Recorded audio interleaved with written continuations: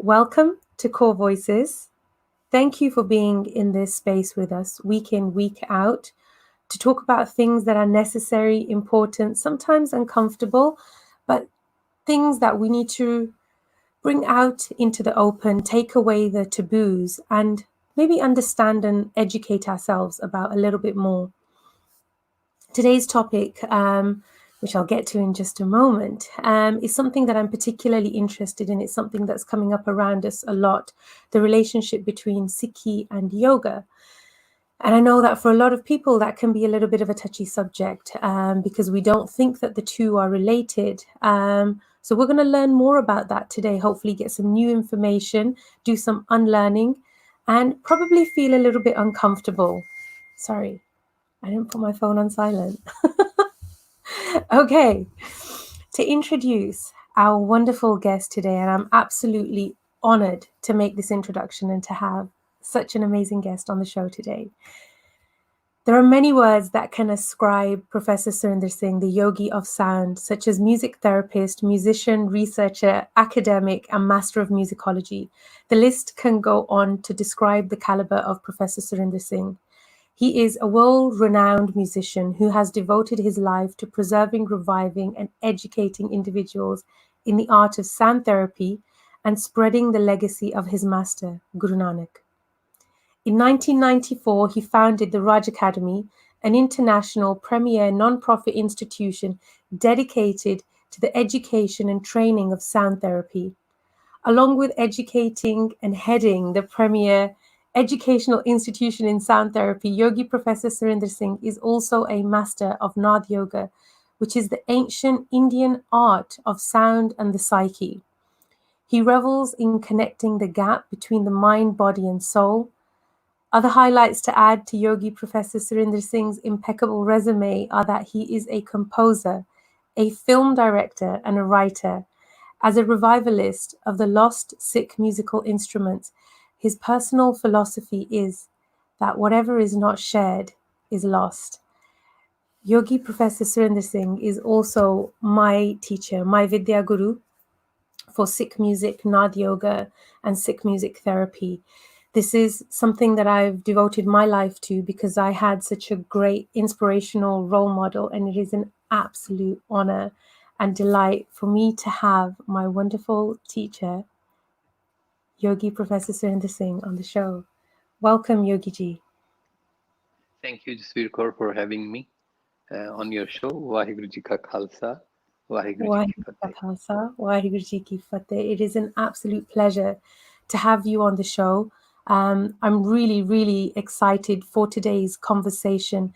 There's a lot of things going on with the climate, with just many things around us that are making me more curious. And a lot of the questions that I've received in emails are leaning towards that direction as well, is trying to understand more about this connection of Sikhi and yoga, because we've got different pockets. There are some people within the Punjabi community who are completely opposed to yoga, and they do not believe that Sikhi and yoga go together. And then there's another few branches of Sikhs and Punjabis who practice yoga, different forms, various different types of yoga that exist out there, and they connect that way. They may not have such a deep historical background of Sikhi, but I don't think that there's much clarity out there for us to understand actually historically, or just from a neutral point of view, what is the connection between Sikhi and yoga. So that's going to be our topic today. And I have a ton of questions for you, like tons and tons. I hope that we have enough time. But my first question is that, in your opinion, why is there this almost like, why is there yoga phobia in the Punjabi and Sikh community? I think it is a lack of education amongst the Sikhs from Punjab, and that and history played its role. Colonization of India, and before that British occupied India, under the Mughal emperors, how yoga was seen because of it got hijacked by religion, especially majority of them were Hindus, and everybody was after power and numbers. Mm-hmm. And so when you are associating something so beautiful, um, and of course then practices, cultures, rituals, and other things will change its reality. So if we look into basically the purpose and the process, if we look closely into what is the Sikhi, and according to Guru Nanak Sahib, Sikhi, Sikhya, Gur Vichar. My source is Sri Guru Granth Sahib. Whatever I'm just about to share with you today, with all of you, is backed up by, it is not my viewpoint. I'm not here to uh, express what is right according to me. I think in this space, for the humanitarians who want to serve humanity, it is important for them to look into what is the source. You know, everything, all of these things I'm about to say are written and survived 500 years. Guru's Bani, Guru Nanak's wisdom and his blessing in Ragasa, the Varasa, which was a part of the Sikh sadhana, Sikh Nitnem. In his this writing of his, he writes about Sikhi. What is Sikhi? He says, Sikhya Guru Vichar. What is the Guru's viewpoint? And if we zoom in a little bit more, what is Guru? Guru is who gives us a Gur. Where this word comes from? Before Guru Nanak Sahib, the Guru and Nath is related to the yogic side. And Okay. what is a yoga? You know, we will talk after what is the yoga according to Guru Nanak Sahib, Guru Amardas Maharaj, Guru Arjan Sahib, Guru Gobind Singh Ji Maharaj, according to Sri Guru Granth Sahib Maharaj, um, our practices are different. The practices from the schools, all these nuts, all of these masters, the 12 schools of yoga, their practices are different, were different, and Guru mentioned those. But the word yoga, which is a Sanskrit word, it originates thousands and thousands and thousands years ago, Vedic time. The word from the Sanskrit, yog, not yoga. Yog mean when you become capable, when you are able to enable yourself to create a perfection, a mastery within you. When you can put your thoughts, focus, body in a one line and become something. For me, in a modern day analogy, will be you can drive car. So you are looking through the front screen, you're looking through the back mirror, you side mirrors, you holding on to steering wheel, you shifting the gears, you are trying to control the time when you crossing the road or overtaking, bypassing things. There's so much. But to get from one point to another point, when you are using this machine, your capability, your skills of driver is what yoga is. That's what yoga means, that you become capable, you become able to create this amazing outcome. You bring the solution. So hailing from Sanskrit, it comes to even even in modern days. And when we're looking into um, the guru, the word like where I started this from, Sikhi, Sikhya, Gur, Vichar. It's written by Guru Nanak Sahib in Varasa. I mean, learning from the Guru's viewpoint, how did the Gurus found the solution, the seeker, one who is looking for that solution. Mm-hmm. That's what Sikh is. And in the yogic process, what is a yoga? Going to Nath or Guru and becoming a chela for what? The chela is looking for solution, looking for answers. So the quest is not a different, but when it got hijacked by religions and cultures and creeds and money, it was going to be corrupted. So, where does this translation of yoga come from? Because in the West, what I've heard is that yoga it means union, and what you've just shared with us, it means something else. It means to be capable. So, why is there a different definition? See, there's a lot of words cannot be translated in a language like English. The language like English is a limited language. We have 26 alphabets, where Gurumukhi is giving 35 sounds like Rada, Rana, Anga. They don't exist in English. And same way, some words, there is a kind of a viewpoint. They've been adopted. I will say union is okay. Okay, uh, let me accept this word union. But yoga is when you become able to create that union between your physical body, your mental body, your spiritual body, and Kartapurukh. Okay. Then you become yoga. That's the union, that oneness. And Guru Nanak Sahib says, Ik Oankar, that oneness.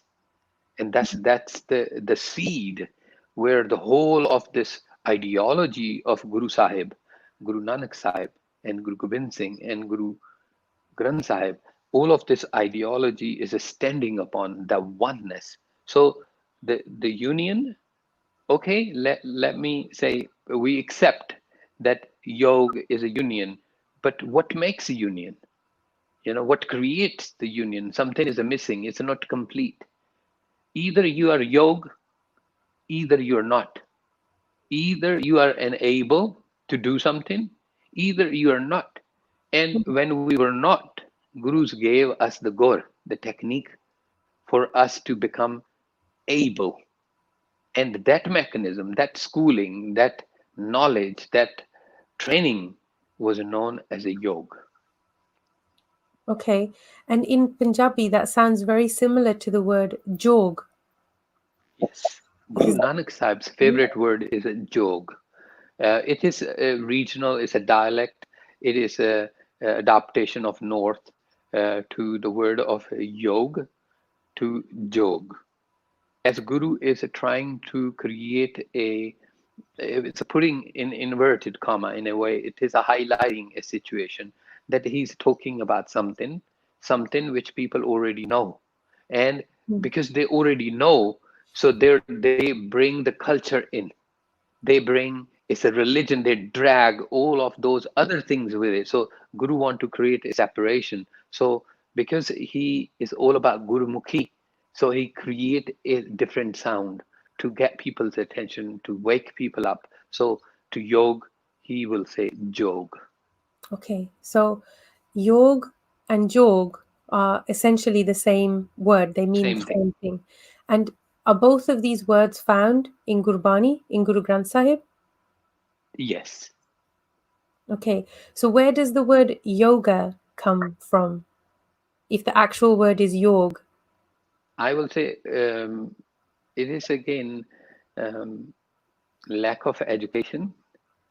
I will say um, there is a culture. We were in under the rules of British for nearly 200 years. India was, Punjab was for 90 years. Hmm. And they wanted to not just change things, they wanted to understand things according to their understanding and then create a new things. So when they could not pronounce like mantra, word is, there's no such thing called mantra. There is Hmm. no such word exist called tantra or yantra. These are all disability of a language that West have kind of tried to impose, because I don't see that they were lazy. They just wanted to create the corruption. So mantra became mantra. But I feel a little bit sorry for those who are truly seeking, who really can get benefit from this. It was not about the West or East. It was not by Hindus or Muslims. This program was built for humanity. It is as relevant for Africa that it is in for Canada. It is as relevant for India. But the program, when one tried to hijack the idea and sell it, let me share with you, the British, they were trying to lease Darbar Sahib. They were trying to do everything. So they were those people who brought people like Ernest Trump to create the division, not just at one angle, distorting, um, and, giving their own viewpoint. Can you just go back for a second? I'm sorry. Did you say that they tried to lease Darbar Sahib, the Golden Temple? Of course, they wanted to sell that place and give it a lease. It was a profit making, it still is a profit making institution. So they wanted to lease it. So these things are available. But to see what we say, ignorance is a bliss, right? Because we're not looking into it. We just want everything takeaway. We just like, okay, this is a yoga center. Let me go in. Everything is fine. Nothing is fine. There's a lot of nonsense, and nothing makes sense. And let me drop something here before we go into the nectar pool of Sikhi. You can go to um, the Google Guru and ask for, like, there is a goat yoga, beer yoga, weed yoga. All of this nonsense is available out there. Yoga. What is a yoga? And people don't even know the basic definition of it. And we in Punjabi, I have to say this in Punjabi, Anya cha kana raja. They said in amongst the blind people, the one who's a partially sighted becomes the ruler, and this is what's happening in the world, beautiful world, of which can give a humanity a incredible spin. It can make this planet such a beautiful place, but um, there is a big problem, and that problem is education. Right. I'm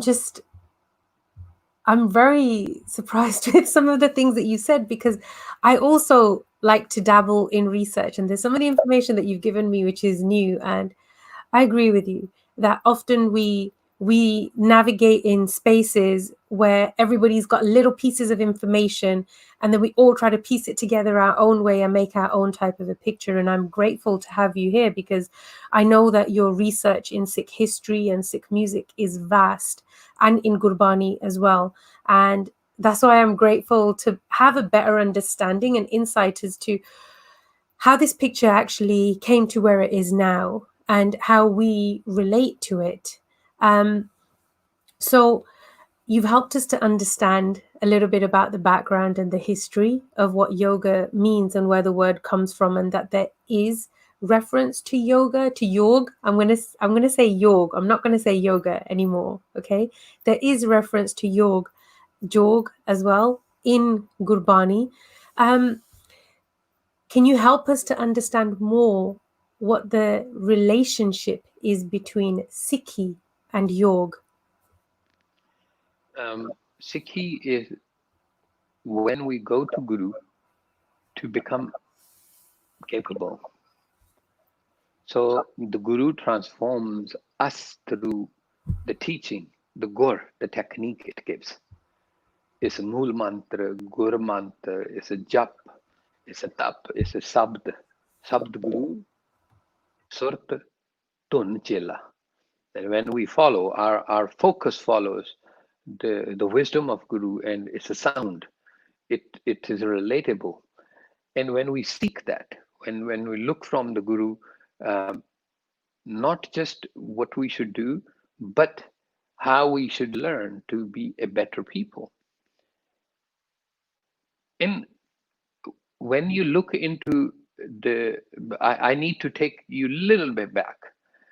When there was a time when Buddhist people were at the top, the entire India was Buddhist under the flag of Ashoka, the king Ashoka.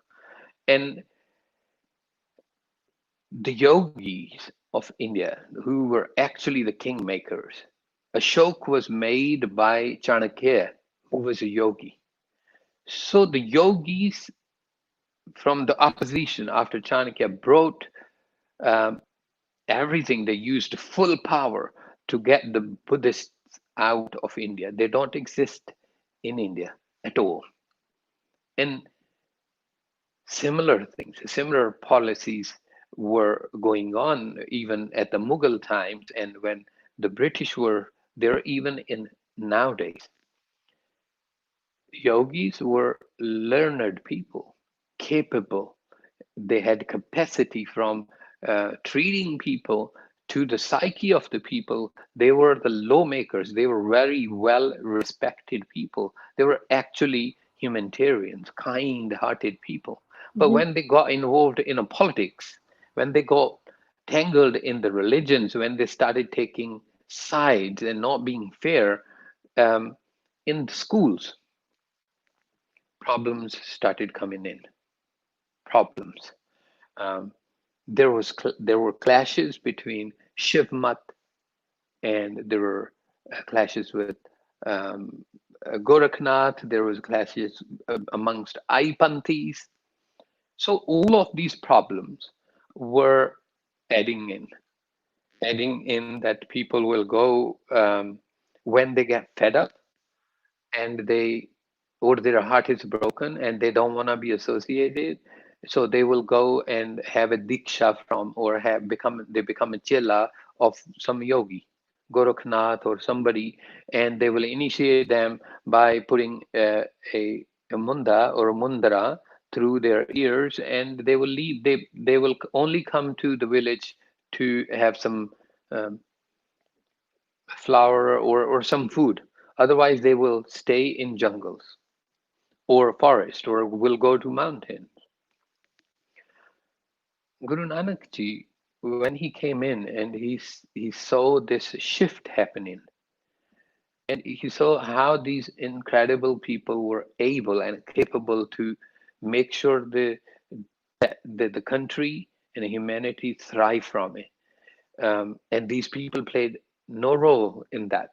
And he started bringing them back, linking them back into the system so they can actually help the humanity. But Guru Nanak's approach was a different approach from all these other 12 schools. Remember, like number three, school number three is called Aipanthi. We see that is the most popular school at the moment in the world of the yoga. The Shakti is the key component, and even Guru Nanak Sahib talks about this school in a very first of his Bani in Japji. Munda Sandok Saram Pat Choli Dhyan Ki Karhe Viput Khintha Kal Kuari Kaya Jugt Danda Pratit Ai Panthi Sagu Jamati. Sagal Jamati Man Jeetay Jagjeet Ades Tisay Ade. Ades Ad Anil Anad Anahat Jug Jug Eko Waste. Within this paragraph, there is a lot of secrets. It Right. talks about Guru Nanak being different from mainstream yoga of Aipanthi, and he want to create something Sagal Jamati. He want to use these beautiful things for humanity, not create a segregation or isolation that you are trained and you are high caste, you are Brahman, you are untouchable, you are separated, you're not no good for. He wanted to embrace everybody. Can you help us understand what is Ai Panthi for those that don't know? the Shiva's wife, Parvati, and also known as Shakti. There are a lot of names for her: Annapurna, Durga, Kali, Mahakali. There are very different names, but all of these powers into one form of which is called the Urja, the Shakti. Guru Arjan Sahib says, Siv Sakt Upaya Kino Ujara. Even Guru Nanak Sahib, Guru Arjan Sahib talks about this. That Creator created the two forms and then put it together. And Shakti is the power, the energy is one of that. And people who brought that into practice and where, for example, Kundalini Yoga Mhm. is coming in from Aipanti. They follow the path of Shakti. It is the yoga which you go to Ramayana, the Vishwamitra, who was the guru who taught Kundalini Yoga to Ramchandra and his brothers. So Kundalini Yoga goes back to like 5000 BC. That Ramayana is an epic available. So, and that is, although it was supposed to be a tradition by the Shiva side tradition, because Shakti is associated with Shiva, but later on it got uh, kind of taken away from that by Vaishnavas. Vaishnavas, where like you will see, Vaishnavas are vegetarian people. They are they don't like going into, like, they don't even want to have garlic. They will not even have onion. Right. They are very particular about the rules and how they will do things. Well, that's a separate thing. There is two uh, different paths going parallel, clashing, colliding, evolving, but going back into those things. Is one is a Shiv mat, one is a Vaishnav mat. But when Guru saw corruption in both of them, at that time, Aipanthi was ruling everything. But there was so much corruption, there was so much division in community, there was so much poverty, there was unhumane stuff happening at the time of Guru Nanak Sahib. So he said, no, I will give a different sort of munda of santokh, mean that satisfaction inside. When you are, your thirst is quenched, santokh, munda santokh, saram. I will not let them go out in jungles. They will work. They will become kirti. They will Mm. work hard with their hands, and they will raise not just their family but the communities. The Guru's ideology here is separating from Aipanthi, who's a leader at the time, and making a new school is coming into formation called Sagal Jamati. And there, every other Shabad in Sri Guru Granth Sahib is related with this And what does whole that? ideology. What does Sagal? Related with Sagal Jamati is humanitarian, that everybody is equal, everybody is a treating everybody equal. Hukm hai andar sabko. Baba Guru Nanak says his first rule is the hukam rajai chalana. If Karta Purukh makes us all, if if God created all of us, and it is we are the creation of the Creator, and Creator is in this creation, that why do we become so judgmental? Hmm. And we create this horribleness. And Satguru educated people. Satguru, Guru Nanak Sahib educated people how to be one with the Karta Purukh and not to get tangled in these silly things. The corruption of religion, didn't he challenge? Kaji hoye risvati vadi leke hak gavahi. Ulti baad khet ko khai. When those who are supposed to protect the communities, they'll start abusing them, then there is a problem. And Satguru says that's not good. And he created revolution. He was the change. And he brought Hmm. the old methods, the reality, the original thing into a new perspective. The ancient traditions into the modern practices, what Guru Nanak Sahib did. And it took Gurus 239 years to create an amazing program for humanity, which we have now, Sri Guru Granth Sahib. Right. Incredible science when it comes to your body. I will again say, Jasvir, that Satguru says, Suniye, Dukh Paap Ka Nas. Dukh is as a physical ailment, problems. And Paap is the ailment of the mind, it's a mental health issues. Both will disappear if you'll have these skills which Guru Nanak is giving you. So for us to become yog, for us to become capable, for us to have a oneness, what Guru Nanak Sahib did, he trained us. He took us out of becoming followers.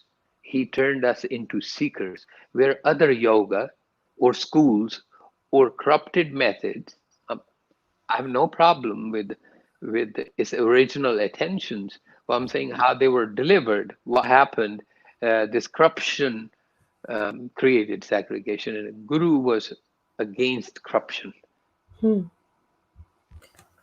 And did any of the Sikh gurus practice yoga?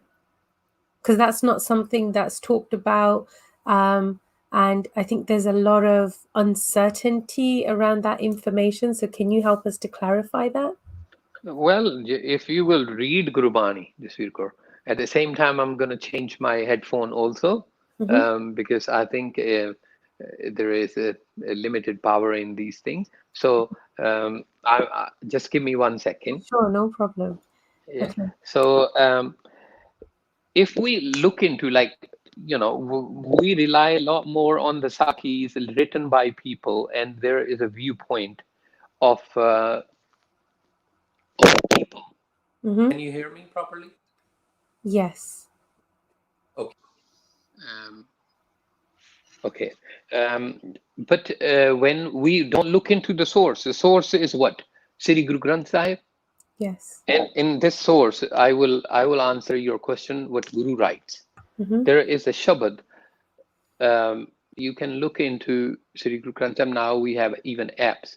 Shabad is in Asa Asavari. It's one of the last Shabad of Karistarma and Guru Arjan Sahib's Shabad, where the very last line he says, Rajan Jog Karha, Ko Nanak Log Alogi Ri Sakhi. When we look into the very last Shabad of Sri Guru Granth Sahib after the Mandavani, the very last slok before Ragmala, Tera Kita Jato Nahi Meno Jog Kitohi. So, but that yog is a different. How Guru Nanak Sahib made Pai Lena Jog, that it became our Guru, Sri Guru Angad Sahib. Guru Nanak Ji were still physically amongst the people when Guru Angad Sahib was appointed as a Guru. That is the beauty. There's no Guru in yogic system will leave his chair or seat and hand it over to the next in line. But Guru Nanak Ji told us it was about Guru Chela. It was, you come seek and become that light which you came to. So Guru created that oneness. He didn't create it, okay, you are my Sikhs, you will just stay Sikhs for the rest of your life. I am the only Guru of you. So if we look into Gurbani, there are so many. But again, what British did again, they brought the borrowed vision.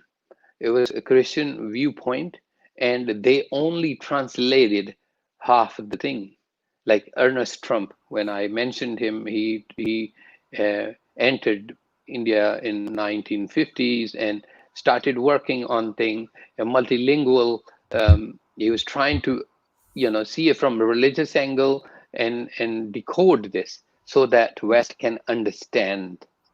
But actually, what he was trying to do was create an illusion, create a drift, and destroy this program and interrupt the education. So, and they managed to do that later on. After 1880s, we started having we started hearing these new words like Sikhism. Before it was Sikh and Guru, nothing else. Right. And then Sikhism started coming in, and there was a parallel power created, like yoga in the West now. The yoga as it was practiced, it is a laughing stock. If you start comparing both of they're at all not compatible. They're not. You can't relate to them. So same thing happened between Sikh and Sikhism. But you asked me a question: did Guru practiced yoga? Yes, Nanak's yoga, Sagal Jamati, every Guru did.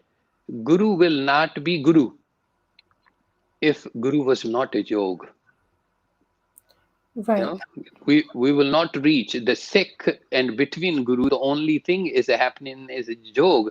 Guru is making us a yoga, yoge, capable. Right. So I think that a misconception based on the information that you've shared with us now, which is, I guess, unlearning that we need to be doing, is that yoga or yoga in the West, that how we know it now, is associated more with like physical movements, and like training your body to particular capabilities, and that's commonly, like if you say yoga, that word, to anybody, they would relate to it and they'd think of a yoga studio and people doing different postures, asanas and mudras, है so asanas and mudras, right? No, mudra. Is it mudra?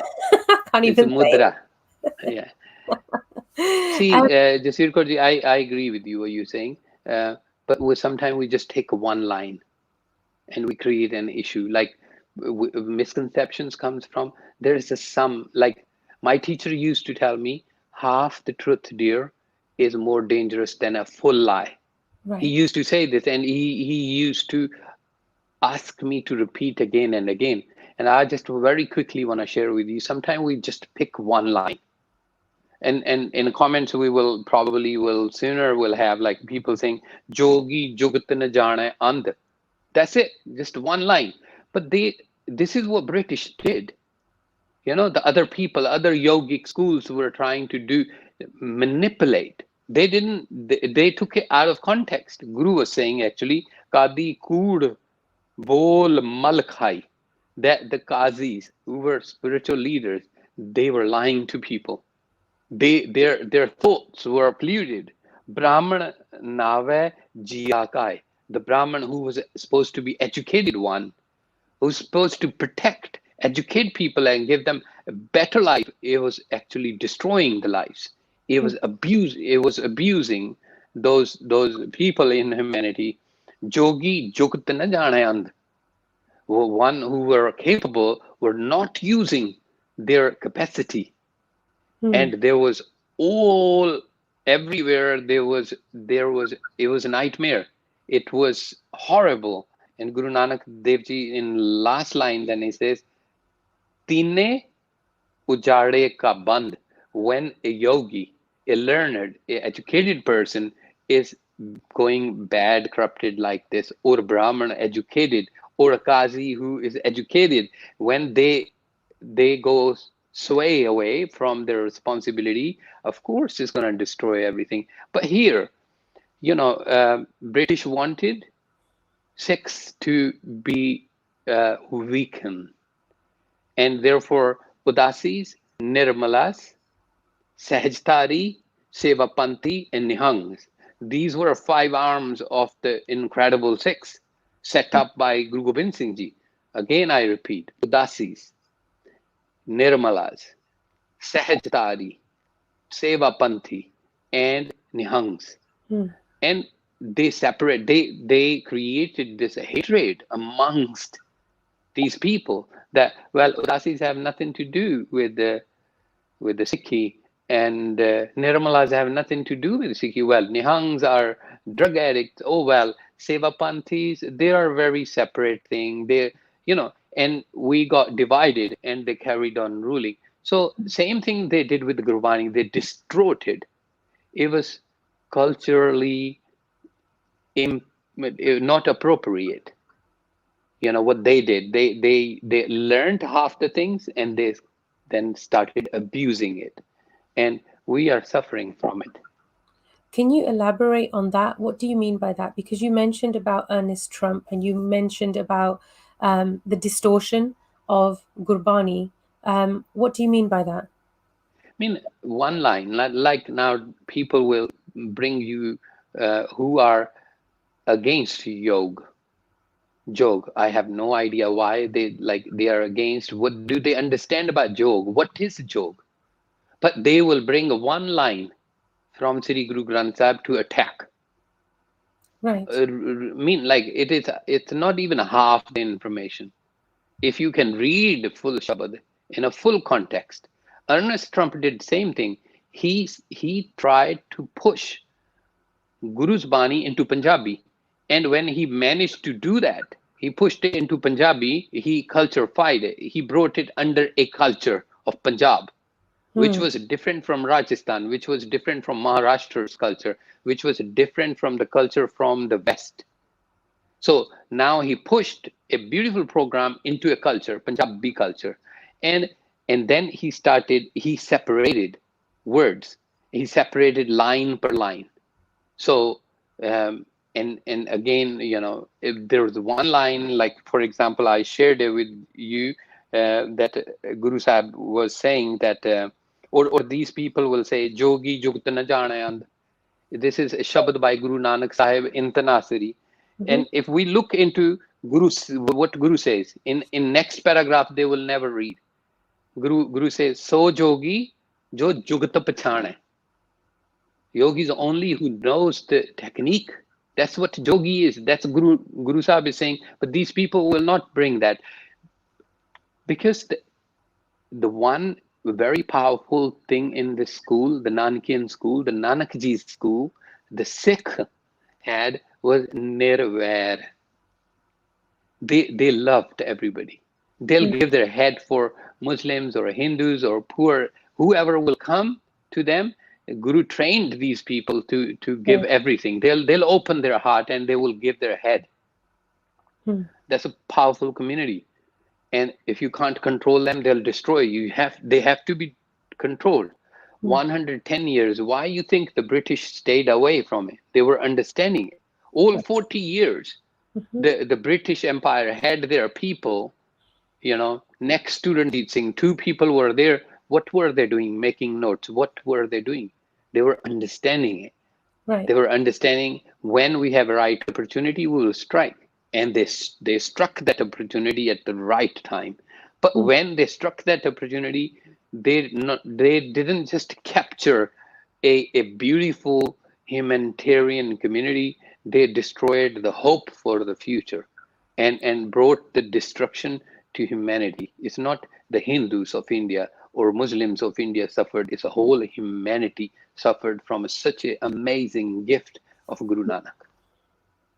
Wow, that's a lot of information to take in. And again, lots of questions to come back to you just to explain, because many things that you've shared, I'm aware of because of my research and because I've studied with you as well. But for people who are new in this space, they may not understand fully what you mean. And to just clarify those points, you were talking about how when Ernest Trump came, the translation that was done of the Guru Granth Sahib was done in Punjabi. What language is the Guru Granth Sahib written in? Not in Punjabi. You know, it is what we call it Gurmukhi. What does Gurmukhi mean? The Guru, from the mouth of the Guru, the sound current. You know, Guru knew Persian, Guru Right. knew Sanskrit, Guru knew Devanagari, Guru knew Pali, Guru knew uh, Braj, Guru knew Hindi, Guru knew other languages and dialects. Why didn't he use those?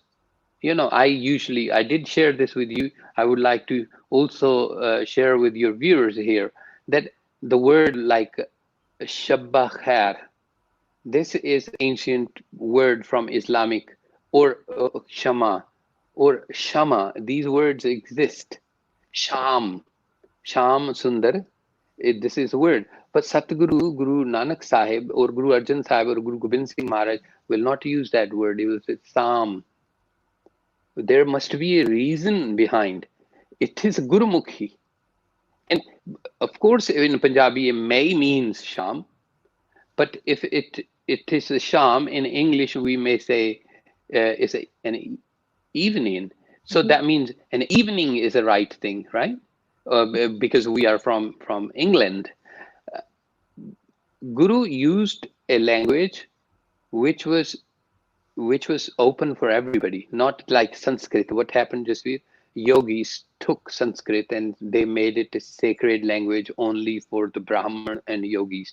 There were times if you were learning Sanskrit and you were not from Brahman class, and you heard one slok accidentally, your ears will be filled with melted glass or metal. What?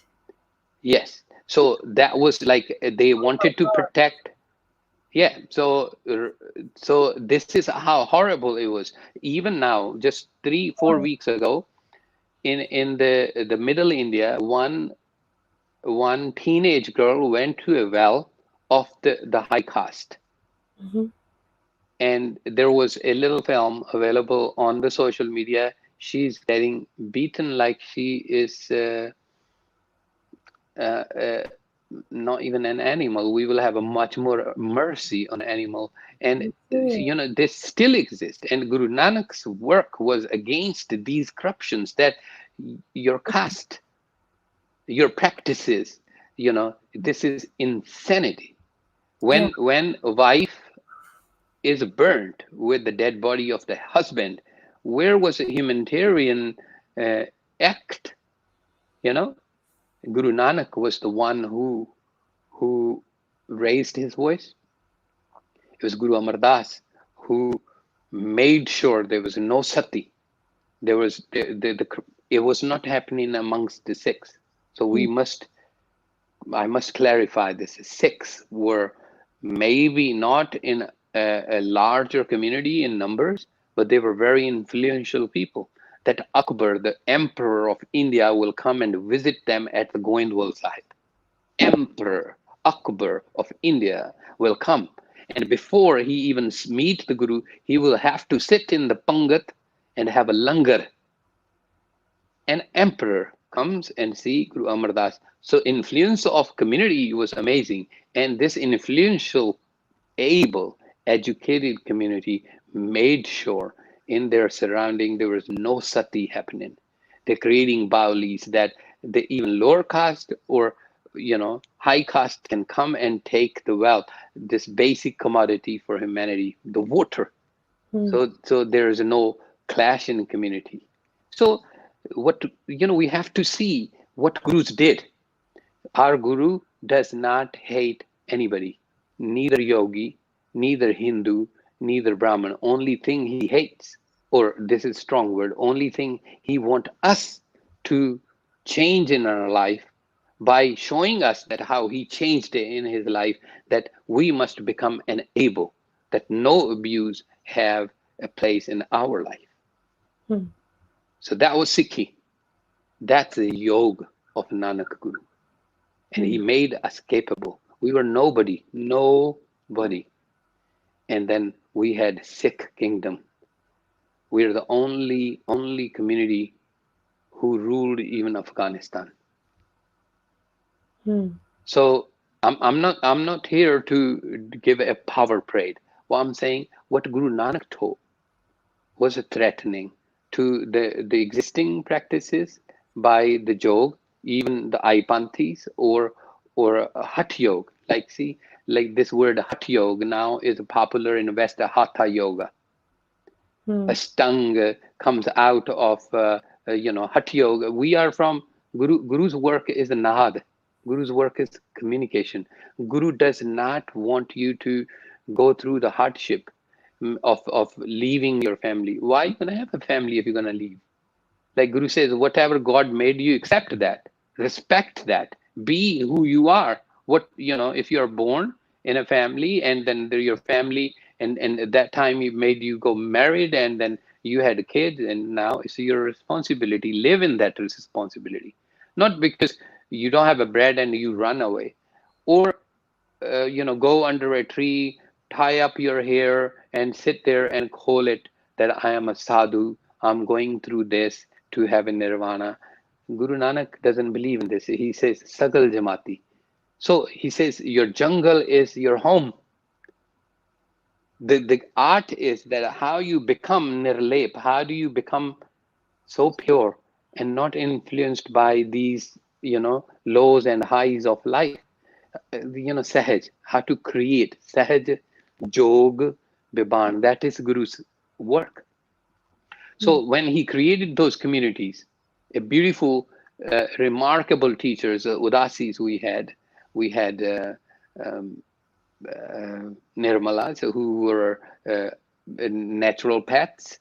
We had Seva Pantis who will go if somebody's house is broken, if there's a problem in communities, they will go out and help them. We had Seva Pantis who will, whenever the work is needed in communities, from education to shifting things, they will go help them there.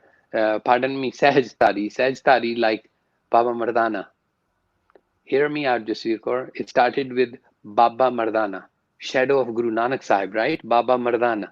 Ik Baba Akal Roop, Duja Rababi Mardana. Sahaj started from there. Sahaj is that who is already in a balance and who is free to practice his namaz in the presence of Guru Nanak. Guru Nanak is not Father. Guru Nanak is not here to convert you from your Catholic beliefs or your Hindu beliefs or your Islamic viewpoints. No, Guru is not interested in that. Guru Nanak was interested in your smile. Are you happy? You're a happy human, and he wanted you to be healthy. He believed if you're happy in mind, if your mental health is under your control, physical, spiritual health, no problem. But then other schools came in and they started bringing one thing, another thing, and created this illusion and brought this hatred. When the best way to rule somebody, to create an kind of a doubt on things. So Jog, no, read Siddh Ghost. I read Siddh Ghost so many times. Siddh Ghost, what Guru Nanak's viewpoint is very clear. Where is he condemning? He's saying he's condemning the practice of those who became cowards. They were supposed to be the warriors. They were supposed to be out there in the world helping people. They became coward and they left, and Guru wanted them to go back. That, where does it come problematic? Jog. Like, Jasvir Kaur, do you go to gym? No. Well, You want me to say yes? have you ever been to gym? Yes, I have. But what is the reason behind going to gym? To look after your physical health. Why you want to do that?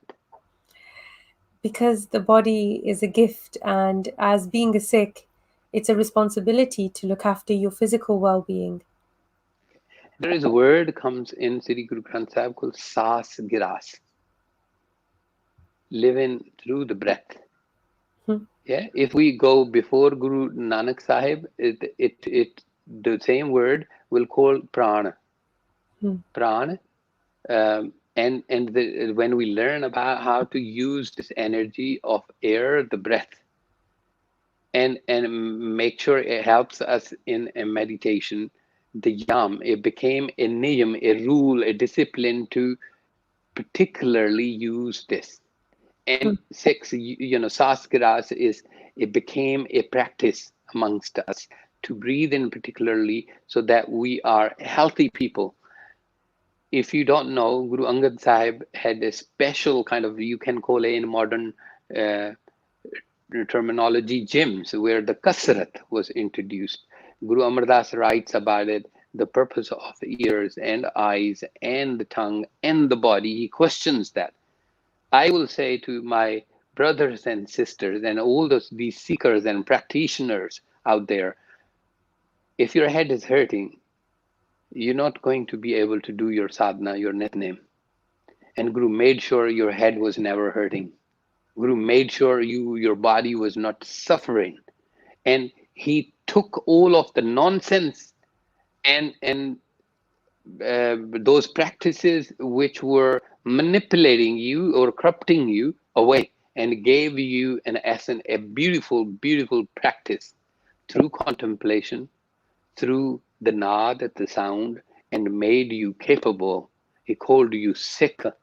He made you a chela of Sabd Guru and the Twani of Sabd Guru.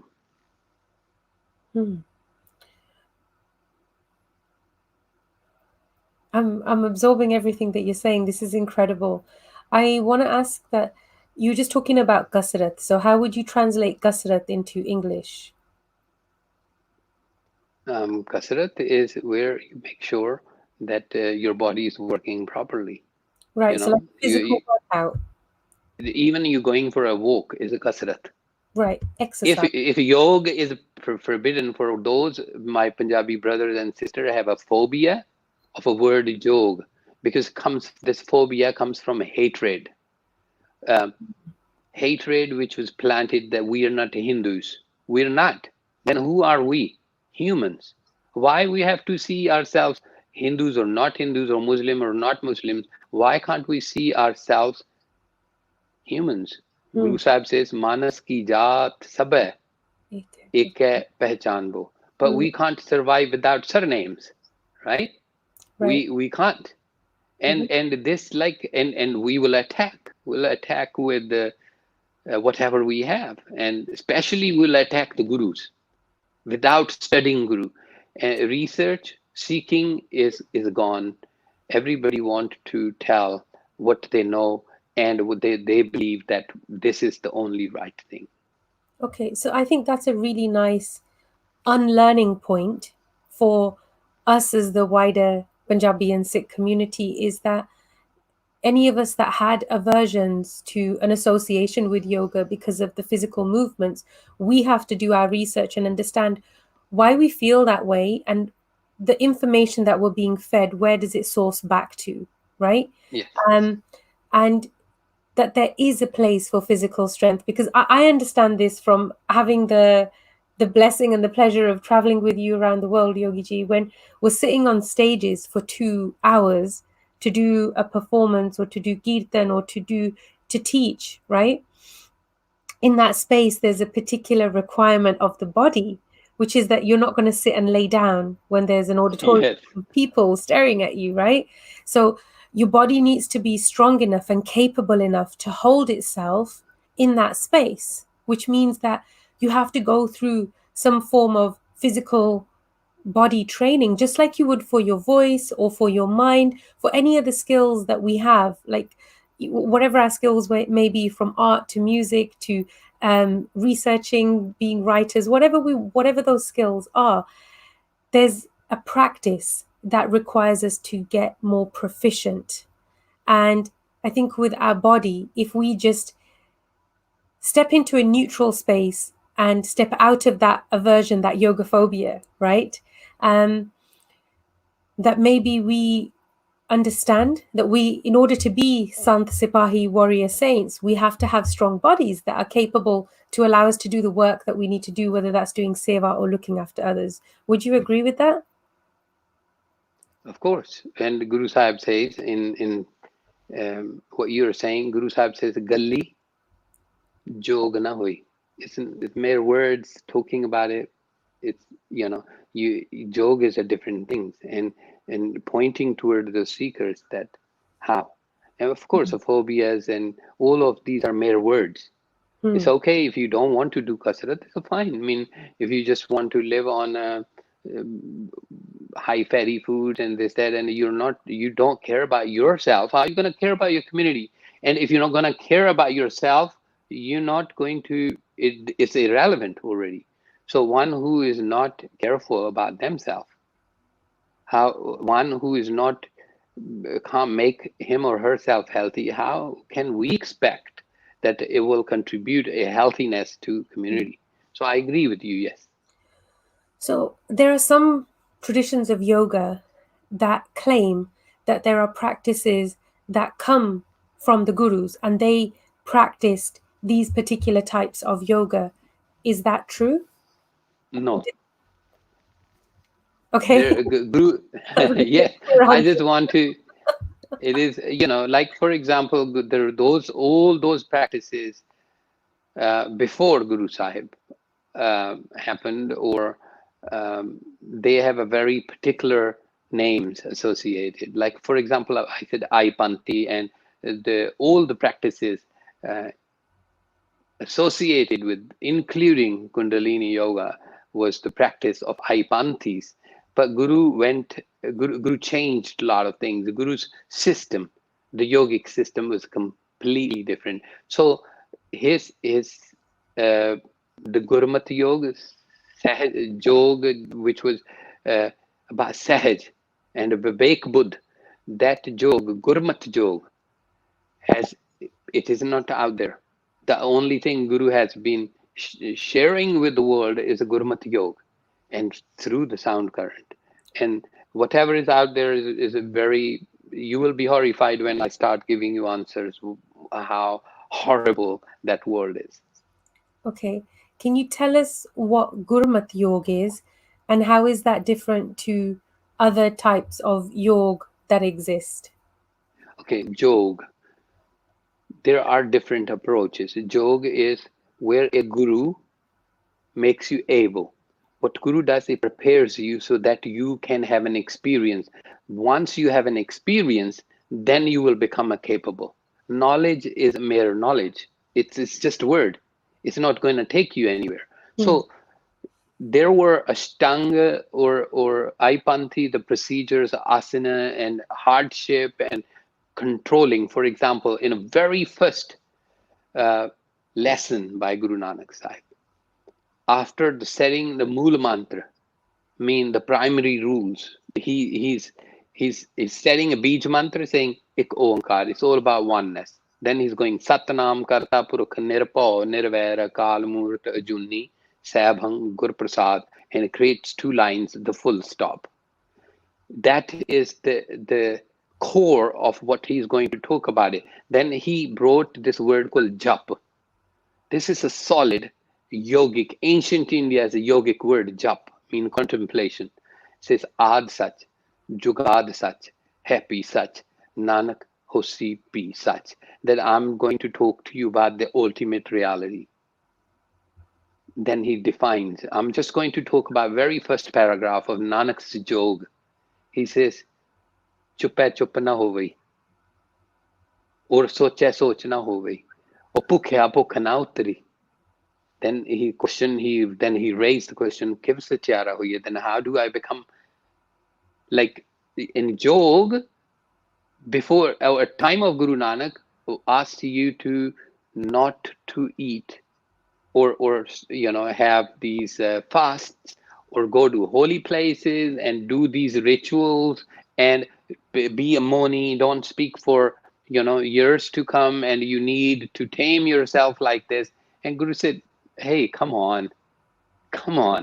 If Guru gave you the tongue and the ear, why are you denying the gift? And and then question is that the people are afraid, then how will they purify them? And then Guru Nanak's yoga comes, Gurmat Yoga. Hukam Rajai Chalana Nanak Likhya Nal, the nature, the discipline, natural discipline, he brings it forward. Then he talks about it in a Japji, he makes sure that he's very clear. Munda Santok to Aharan Mataved Hatyar, by the just before the last parties, Guru Baba talks about it, about the Sachi Taksal, that where you are purified and where you are made a viable, a important piece, where from a coal you have been found as a jewel, you are made worth. And Guru does that. The other yoga, Jasvir, like for example, Hatha Yoga. Hatha Yoga will require you to have, there is a word called asana. Asana mean you have to be in a physical posture in a very strict way. To obtain that, you have to control it. It's like discipline created by these schools, which goes to very different extremes. When I was a child, we were learning about karates, and in the books they will say Bruce Lee used to heat up the pebbles and he will then punch in them. A lot of our children burnt their hands doing those things. Like, it was like, similar sort of thing.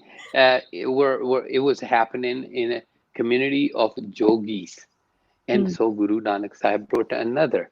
He said, look, if you problem is not with your physical body, impurity is not in your physical body, ailment does not come from physical body, it comes from the mind.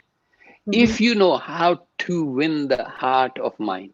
So he introduced a jog, Gurmat jog, Mhm. Sahaj jog. The program is a kirtan, is a wisdom, Turki Bani. He gave that for us to be enabled, so we can build our psychological composition, so we can thrive in life. Mhm. So his program was so beautiful. Even a layman, it was simple, with 9 to 5 working in the fields or more, it was able to turn from nothing to a king and a Mm. princess. That beautiful program of Nanak, of course, it was a threatening program to those who were pushing their students through hardship. Have you ever seen a Chinese movie that, a teacher, how it breaks the very first thing, that student's ego? That comes from Hat Jog. And Mm. Guru Nanak went from that to communication. He said, hey, there's an easier way to be there. I'm not saying that this way is wrong. He's not saying wrong or right. But he said, let me give you another option. So the Guru Nanak's Jog is through communication. Guru Nanak's Jog is connection through experience.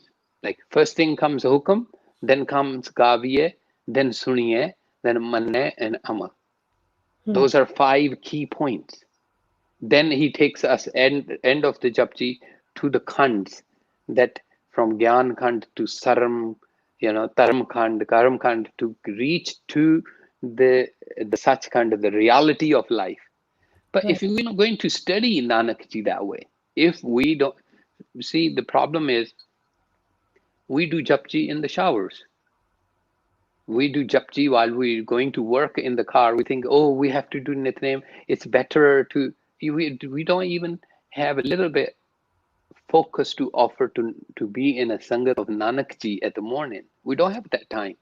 Mhm. And outcome will be like, of course, then we are in this systematical, organized religion, which Nanak Ji doesn't like. The Nanak Ji is a different in a one way. He breaks these shackles of religion. Yeah. Religion, I'm going to say in Punjabi, ਟੁੱਟਿਆ ਹੋਵੇ ਤੇ ਜੋੜੀਦਾ ਹੈ।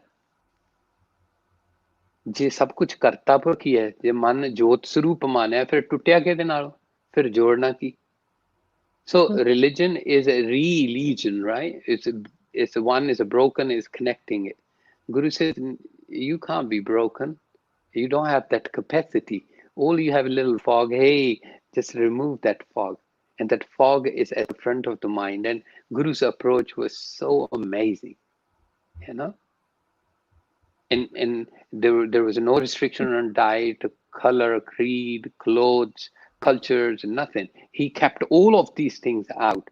And of course, it became a problem for those who wanted to have numbers and followers. Right.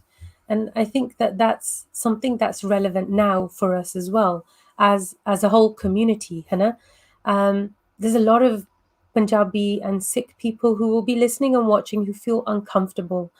And to all of you, to my brothers and sisters, what I say is look at what makes you feel uncomfortable and then try to understand and make that connection about what work we need to do, either to arm ourselves with knowledge and do more research that's outside of the box. There's just a few of the comments that I was looking at as they were coming in, and this is a typical response that I've heard from a lot of Punjabi Sikh people, that when you're talking, Yogi Ji, now about Guru Nanak's Sikhi, which was pre-colonization, it has a completely different frame and purpose to what we are now used to. And because we are only used to and only familiar with this institutionalized religion of Sikhism, it's hard for majority of people to make that connection, and everything that you're talking about challenges everything that they have been taught about Sikhism. So how do we bridge that gap? I mean, it's okay. I mean, it's okay. My teacher used to say to me, if you want to fix the broken arm, you have to break it again. You know, if the connection is being made, if nothing is broken, nothing can be fixed. Unless, Surinder Singh, you admit that you have lost, you will not find it. So, but problem is very difficult, Jasvir Kaur, to acknowledge that we are lost, that we labeled ourselves Sikhs. We inherited Sikhi, or we by force want to become Sikhs. We have turbans, we wear the bana, we are automatically makes us Sikh because we've got kada.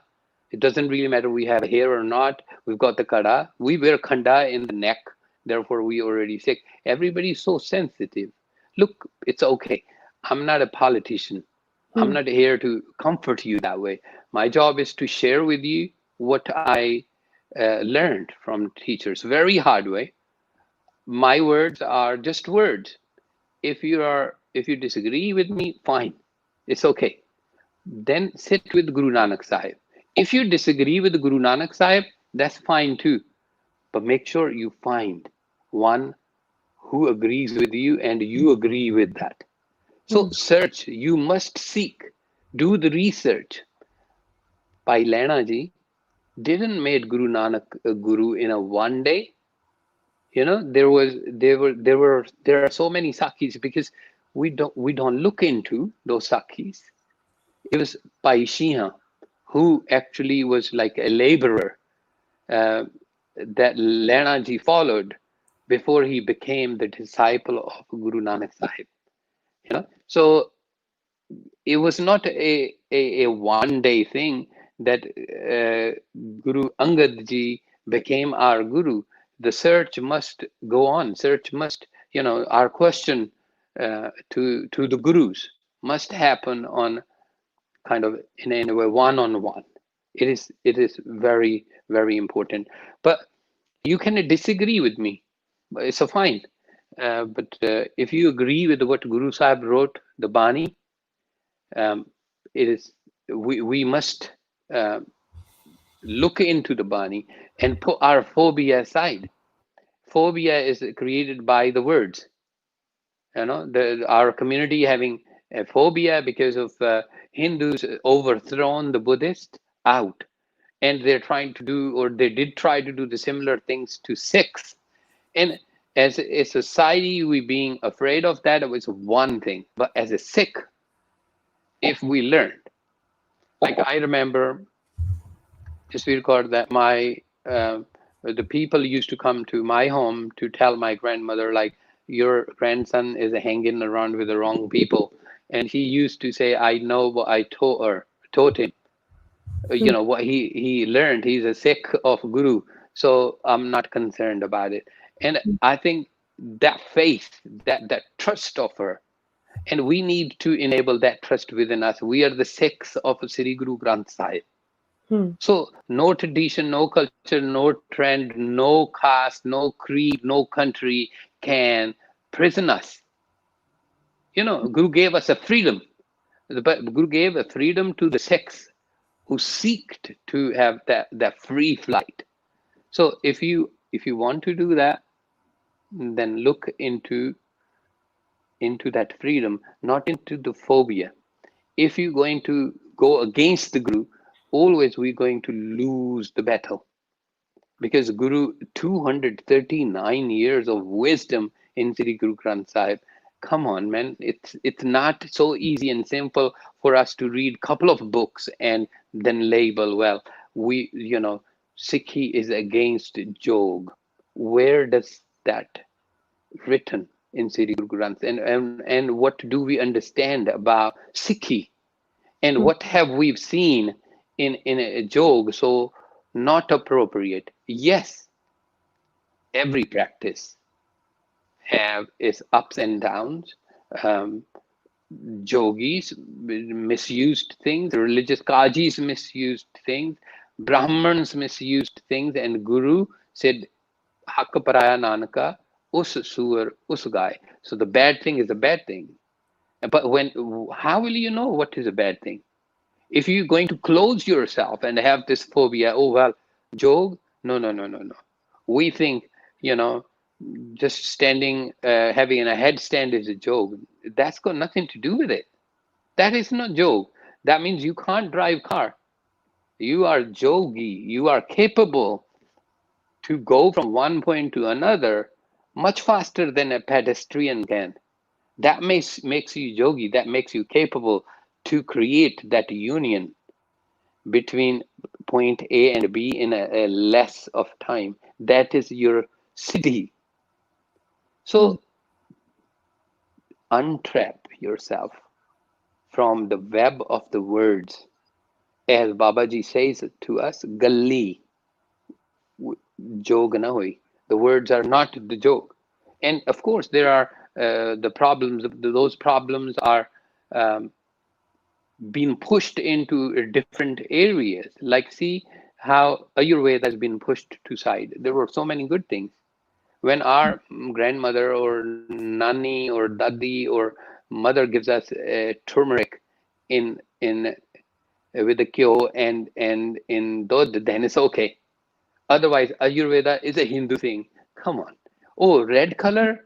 No, no, no, no. That's a Hindu thing. So don't eat tomatoes. Green is a Muslim association. Then let go all the green vegetables. Hey, where we are going to what? Right. And Guru made us educationalists. If your Sunni is close, if you're like a Brahman who have this much knowledge and using it for manipulation, you want to become that Brahman, it's fine. If you're going to become a radical like that Qazi, who sees no other human but some few, then it's okay. Look, you will go into exactly same category that Guru Nanak Ji put you. We were few, Sikhs were always a few, just few hundreds, but they were amazing. They were the beacons of hope. They were the lighthouse. They were free people. The phobia is not going to let you breathe a full lungs of air. If you have a phobia from the lift, you're gonna get in, you're gonna start. It's you being afraid of a word jog. Then don't go for a walk and don't have a healthy food. Being conscious, if that is anti-gurmat, then may I will say Karta Purkh bless you with what whoever given you that education. You should find the person and ask these questions again. Right. I'm very grateful for your perspective that you're sharing. I can't even speak now. There's so much information that's coming into my brain. I've got a ton more things that I want to ask you, because I think that we've only just kind of hit the tip of the iceberg. And if I were to ask you, what does the Guru Granth Sahib, what does Sri Guru Granth Sahib Ji say about yoga, about jog, what would be the answer? Become capable. If Guru is associating himself, just read one Shabad, the last slok by Guru Arjan Sahib. Tera kita jato nahi menno jog kitoi. What does that mean? Can you translate that for us? I think it's very important for the seekers. We look for a quick interpretation and answers. It is important for us to read the whole Shabad in a context, the Guru Sahib wrote it. It's okay to read 4, 5, 10 shabads before to find out the context. Read Guru Nanak Sahib's Bani. He very first chapter, first lesson he gives you, socha soch na ho bhai. Are we doing that? We bathing, are we going to sarovars and dip in and sip in, and we are like all of these things, all the rituals being brought back. Mm-hmm. You'll see these rings, you will see this numbers, astrology happening, you will see these pujas, a Khand part, you will see 100 Sukhmanis part. What is happening? This is where Guru stopped you from. Guru says, like astrology, Jasvir Kaur ji, astrology, for example, those corruptions, those people who used and misled the community, Guru went against them. And Guru called them out. He says, Tit var na jogi jana. One who's a jogi, a real Sikh, seeked and learned. It doesn't go into that. He doesn't care about it. But which day is a appropriate day? Is it shagan or is it bishagan? Is it sutak? What is it? It's a bad day. It's going to have a grahan. It's not a good opening, good timing. Titvar na jogi jane. Rut mah na koi. It doesn't care about which mihina it is. They're like Punjabis. Sikhs will say, oh, this is a song, we're not gonna do an andkar in this, is upshagan. Yeah. Guru Sahib says, Thitvar na jogi jane rotma na koi ja karta sir theek ho saje. Jine banaya hai duniya, who created this, only he knows. So don't try to become God. It is your power against karta purukha, and that collision, it's an ego clash which is destroying this world. And Gurmat Yoga makes us humble and makes us a human. But these distortions are happening from every angle, not just from one angle. So I see in the Western Hemisphere, like there's a lot of practitioners who, they teach astrology, they do astrological readings, they're wearing gemstones and they're doing all of this stuff. And then on the Indian front, we've got the same thing. You've got parents going to see the Punjabi Sikh parents going to see pundits to get their kundalis written out to see if it's going to be a good match and when's a good day to do the wedding, or something's going on in the family and they're going to see a peer or somebody to take away whatever curse has been put on them. And this is now very prominent. Like we're back into that cycle. So how did we get here? If this is everything that Guru Nanak took us away from. The British, when they pushed the culture and they made our actions go inappropriate, and it pushed it. It tried to mingle to distort things. When we say jog, now we started picking and choosing things like we are in a strawberry farm. I will say, like, it's a simple exercise this year. Tomorrow, if you go from one place to another place which you don't know how to get there, or even you know how to get there, put 2 navigations on. Put Google Maps on and put the Apple Maps on. You will be so confused which one to follow. You'll be annoyed.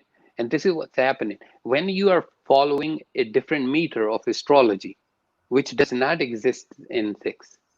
If you are a Sikh, if you're talking about Gurmat, if you want to become the yogi from the angle of Guru Nanak Sahib, then Hukam is the jewel. The natural discipline is the key, the golden key. Listening and expression and the faith you develop through experience, and what you become after that. That is the key point. Not that this jewel going to do this in a different meters. Yes, in different schools. My teacher used to say to me, he understood that art. that Ravan invented, these planets and calculations and how it will impact the human mood, because we're 72% of water and influence of the changing of the moons and all of that. Ravan, 5000 BC, invented that art, but that's a completely different science. It's looking into different sector. But what we are looking here, a connection, a building a bridge between body, mind, soul, and Kartapurukh, creating oneness. Ek Mhm. Onkar. If we are looking for that, then we need to use, you can't be in Oxford and at the same time be in Howard's. You're Yeah. not going to achieve anything. So you need to pick one path. Astrology, then become really good. I personally don't believe in that. I think nature evolves and nature kept its own secret. Katapruk is much incredible than the human mind can think. Also, the puja, when Hindus will say, those yogis or those Brahmins will say, okay, give me your cow.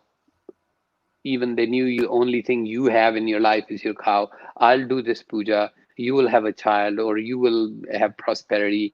They started abusing people, Yeah. and Guru Nanak stopped them. And if Right. we will go back now, instead of that puja, we will go for Akhand Path. We'll go do 10 Sukhmani Sab's part or this mantra. This that doesn't exist. Not in the Gurmat joke. It So doesn't. it shouldn't exist, but it does exist. And I speak from my own personal experience that I understand that um, all of these different techniques that we've talked about have a place in different traditions, but we're talking about Gurmat, we're talking about Sikhi, the path of Guru Nanak, right? And in that path, these things don't have a space, right? We need to just record it before.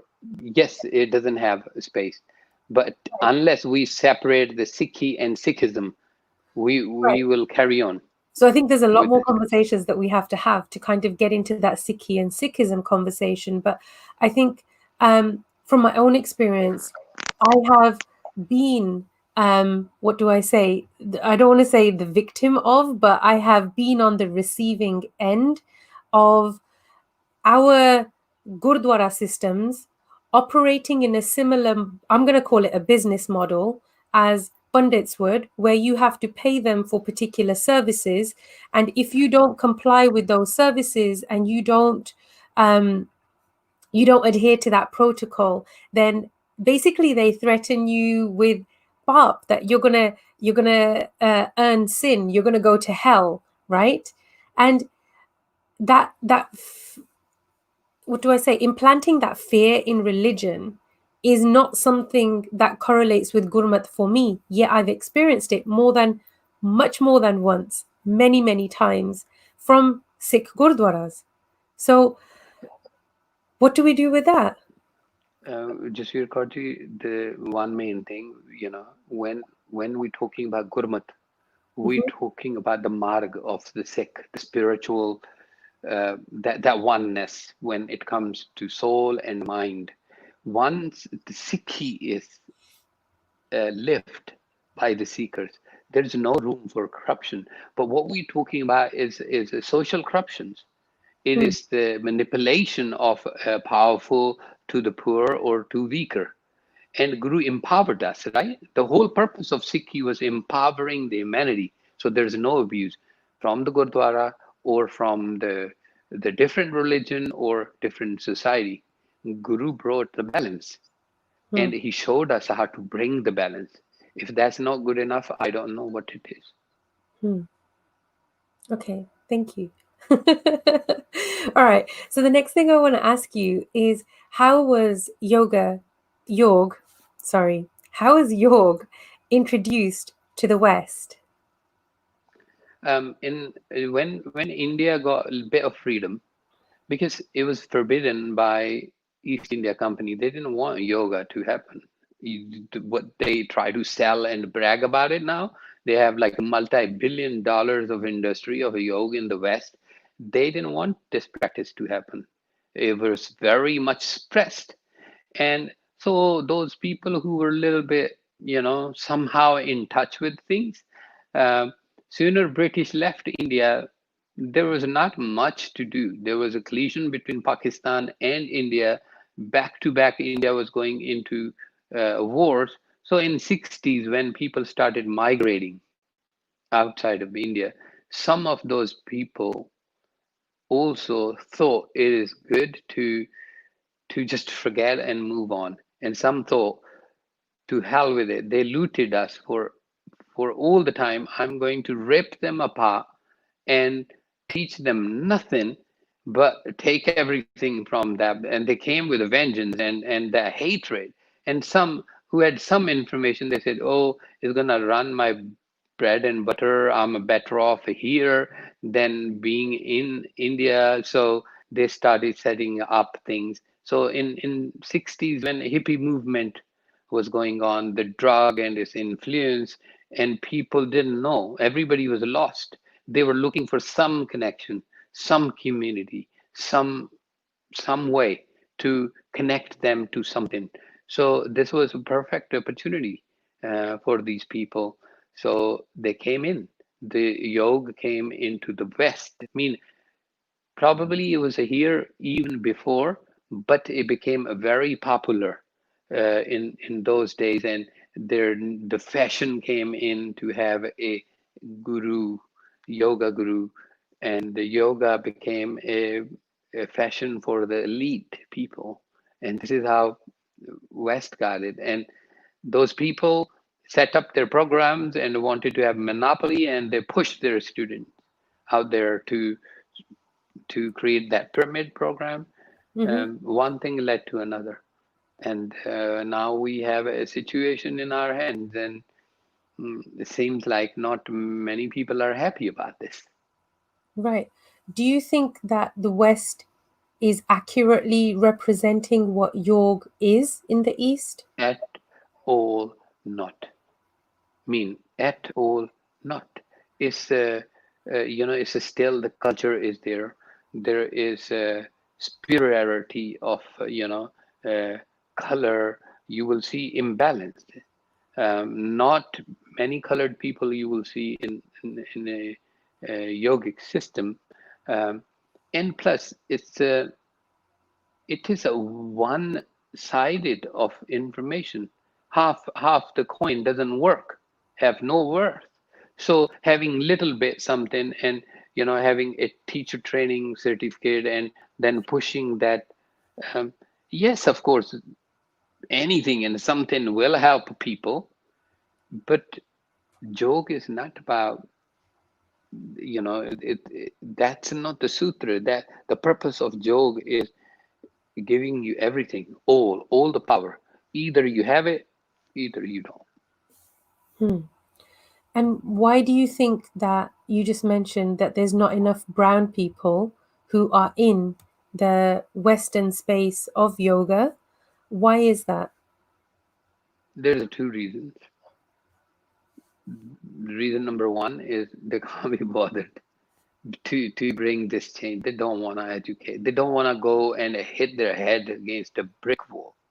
That these people have already made their mind that this is what right is. This is, we know what it is, and don't come and tell us what is wrong or right. So, who are You the know, people who think that? I every single day now you're talking like a journalist. So um, um, every day, 365 days of my year, I meet a lot of people who either have yoga centers or they practice some sort of yoga. And the insecurity is a sky high. It's a business model, and they want to protect. They want to protect their center. They want to protect their community. There's nothing to do with the yoga. It's a very well designed business model, which will make you okay. And if you're a little bit exceptional and a good network, rich, or if you are very good with your networking skills, mega rich.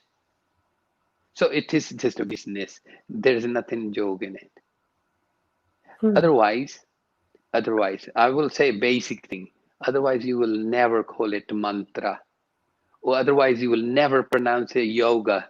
If you can't even pronounce the damn name of it, if you can't, if you have a problem, if you even haven't learned the name and it's nad properly, if you can't even call it jog or yog, if you can't pronounce mantra, and you have to say mantra, if you didn't even learn what tantra is all about, what is a yantra and how jantra or yantra, how to utilize that. Hey, we're talking about very basic key points. And if all of these 4 points, jantra, tantra, mantra, and yog, if these 4 words can't be pronounced properly in a West, what sort of, you know, if one cannot even pronounce the name, forget about the practice of yoga. Hmm. And the hideous thing is just here, nobody even want to learn. People just want to print some money or name and move on. People not serious. People at all not serious. What I've seen today, people were in a line which was a couple of 100 meters a long line. Nobody has the masks. People don't care about them, and they're not going to care about the community around. So this laziness, this very selfish approach is destroying humanity. Hmm. How do you feel about people who don't have a Sikh background that wear turbans? What is a Sikh and what is a turban? The both one person who want to call him or herself Sikh first must understand what Sikh is, and then why turban is important. Turban is not a piece of cloth on your head. Have a purpose, have a responsibility. It is a very important thing. And are you capable? Are you jog to hold the turban on your head?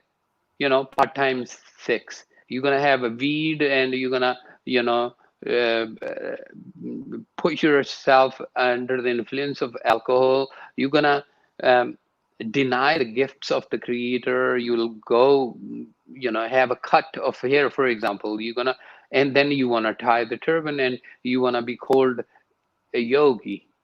It doesn't work like this. It's very dangerous. You're not doing any favor to yourself because you didn't learn. So it is very important for one who want to be the Sikh, first need to know why and what they want to learn, and Hmm. why they want to become capable. Then they will learn the importance of the turban. It doesn't just come to you. It is not a fashion. You have to give your head, your ego, your lust, anger, greed, attachment, everything. You need to put it in the feet of your guru. It is not easy. I had to, I had to earn it. Hmm. When I went to learn from one teacher, he let his dogs on me. I was about 13 or 14. I came with the torn clothes and some bites also by the dogs. It was difficult. Nobody was throwing the information. Hmm. And nowadays we claim, it says, no, no, no, you prove it to us now on the internet. Give us the proof. Bring it to public. I mean, come on. It took us years and years to take a layer after layer, and you bully us, and you claim that, and you want to be abusive and say, no, no, no, you prove it to us. Nobody's going to prove nothing. Hmm. If you are not seeking, then you're not going to get anything. If you're seeking, everything is yours, because nothing is hidden. Kartaruk doesn't hide anything from anybody. Everything, all the secrets of life, they are in Sri Guru Granth Sahib. If you really want to be yogi, If you really want to be capable, if you really want to meet the teacher, the master inside you, if you want to have 100 million% of life, perfect one, everything is in Sri Guru Granth Sahib. But you need to learn how to learn. To learn how to learn. I think that's an important one, Important. right? You have to have the right attitude. And I think that now there's a lot of entitlement when it comes to all learning spaces, whether it's yoga or Sikhi spaces, where it's now more transactional learning, like I pay you, therefore I can now demand from you any information that I wish, because that's the consumer mentality. And I think that that's a huge problem in the West. In the East, we're taught differently, that you have to win your teacher's heart, you have to win the trust. And Tell me about it.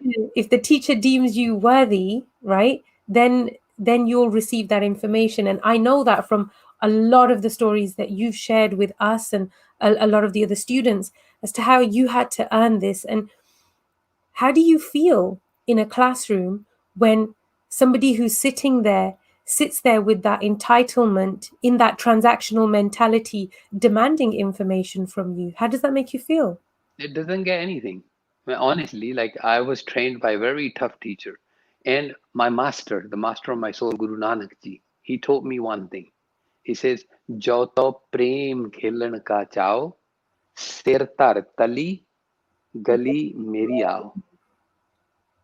It marg pair trijay, sir dijay, karna ki jese challenging your ego." He said, either you're fully in or you're not gonna get anything. No lesson, nothing. So I say to all of my students, Jasvir, I said the same thing to you. Teacher is like a well. If you want information from me, you're gonna have to lean forward a little bit and make an effort that you can take it. You know, you can't say, there you go, $1,000.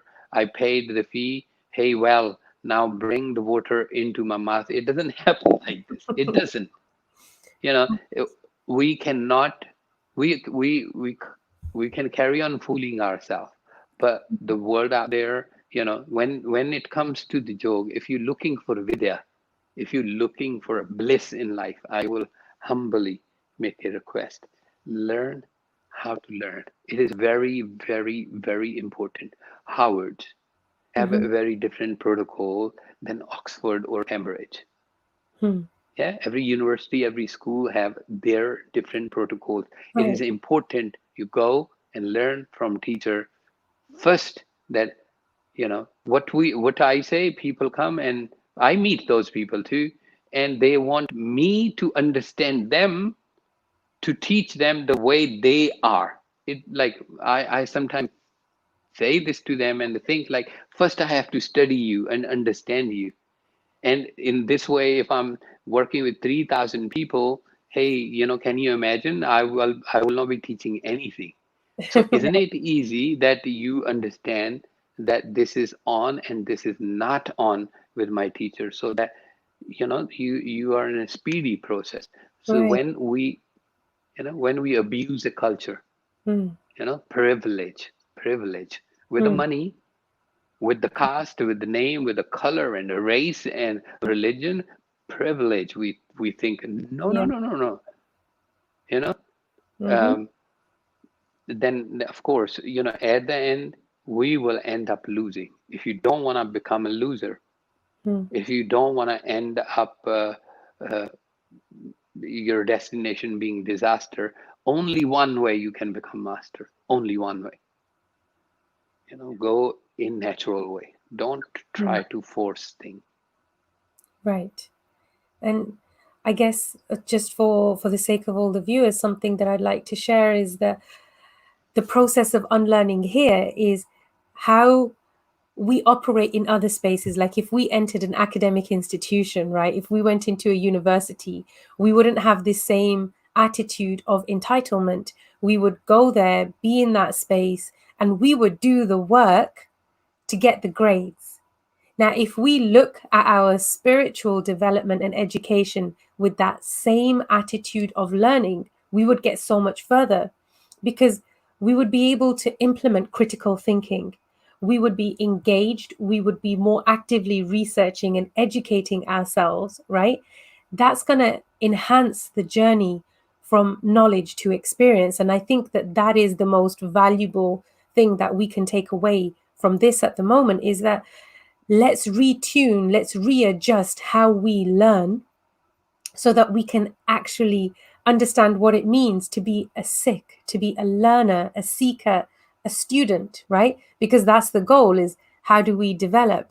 And I think it's important for us to understand the difference between a teacher and a guru. So Indeed. for me, you are my Vidya Guru. You are not my guru that I bow my head to. That is Guru Granth Sahib for me, right? So that is my spiritual guru. You are my Vidya Guru that is helping me to make that connection and to develop and excel myself. See, so guru is still a word, right? Which takes you out of darkness. It navigates you, prepares you for Mhm, you to have an experience. So guru is not the ultimate word. Guru, teacher, it was called guru. Nats were called, they were called nats. Like Baba Guru in one of the Shabad, he says, Jog Jugat, Gyan Pugat, Surt Sabd Tat Bite, Jap Tap Akhandali. Ot pot mil jot, Nanak kachu, dukh na dandali. But how do you learn this? How do you pog, or how do you live this jugat, that you are capable and you have this technique? You need to go to Guru. And Gur bin kor andhar, Guru bin samajh na aave. Baba Guru says this. So the word has to be like, again, we must come out of the phobia that we call Sri Guru Nanak Sahib Ji our Guru. That context is very different. Your Vidya Guru. mhm, Then there is a Satguru like Guru Nanak Sahib. Then there's a Vaheguru too, Kartaprukh. mhm, So everybody have a different level, and a teacher, the guide, the guru, it can be mother, or even your younger sister, or even your own child. Whoever guides you out of an illusion or darkness. And when you're not lost anymore, we should appreciate it and come out of the phobia. Like Jog and Sikhi have no relation. mhm, These gurus, you know, it's just like yoga phobia, or I will say yoga phobia, mhm, and same thing. The word sensitive. I use this word. People are getting word sensitive, mm, and that is insane. I mm, mean, our listening is crumbling, and that means our life is gonna fall apart. And we are so sensitive, gone sensitive. We freak out with some words. mm. That I agree with. I think that there's a hypersensitivity which comes from most of the time a lack of education. And if we just learnt and researched a little bit more, we'd be able to feel more comfortable in our own standpoint, and I think have better conversations as well, right?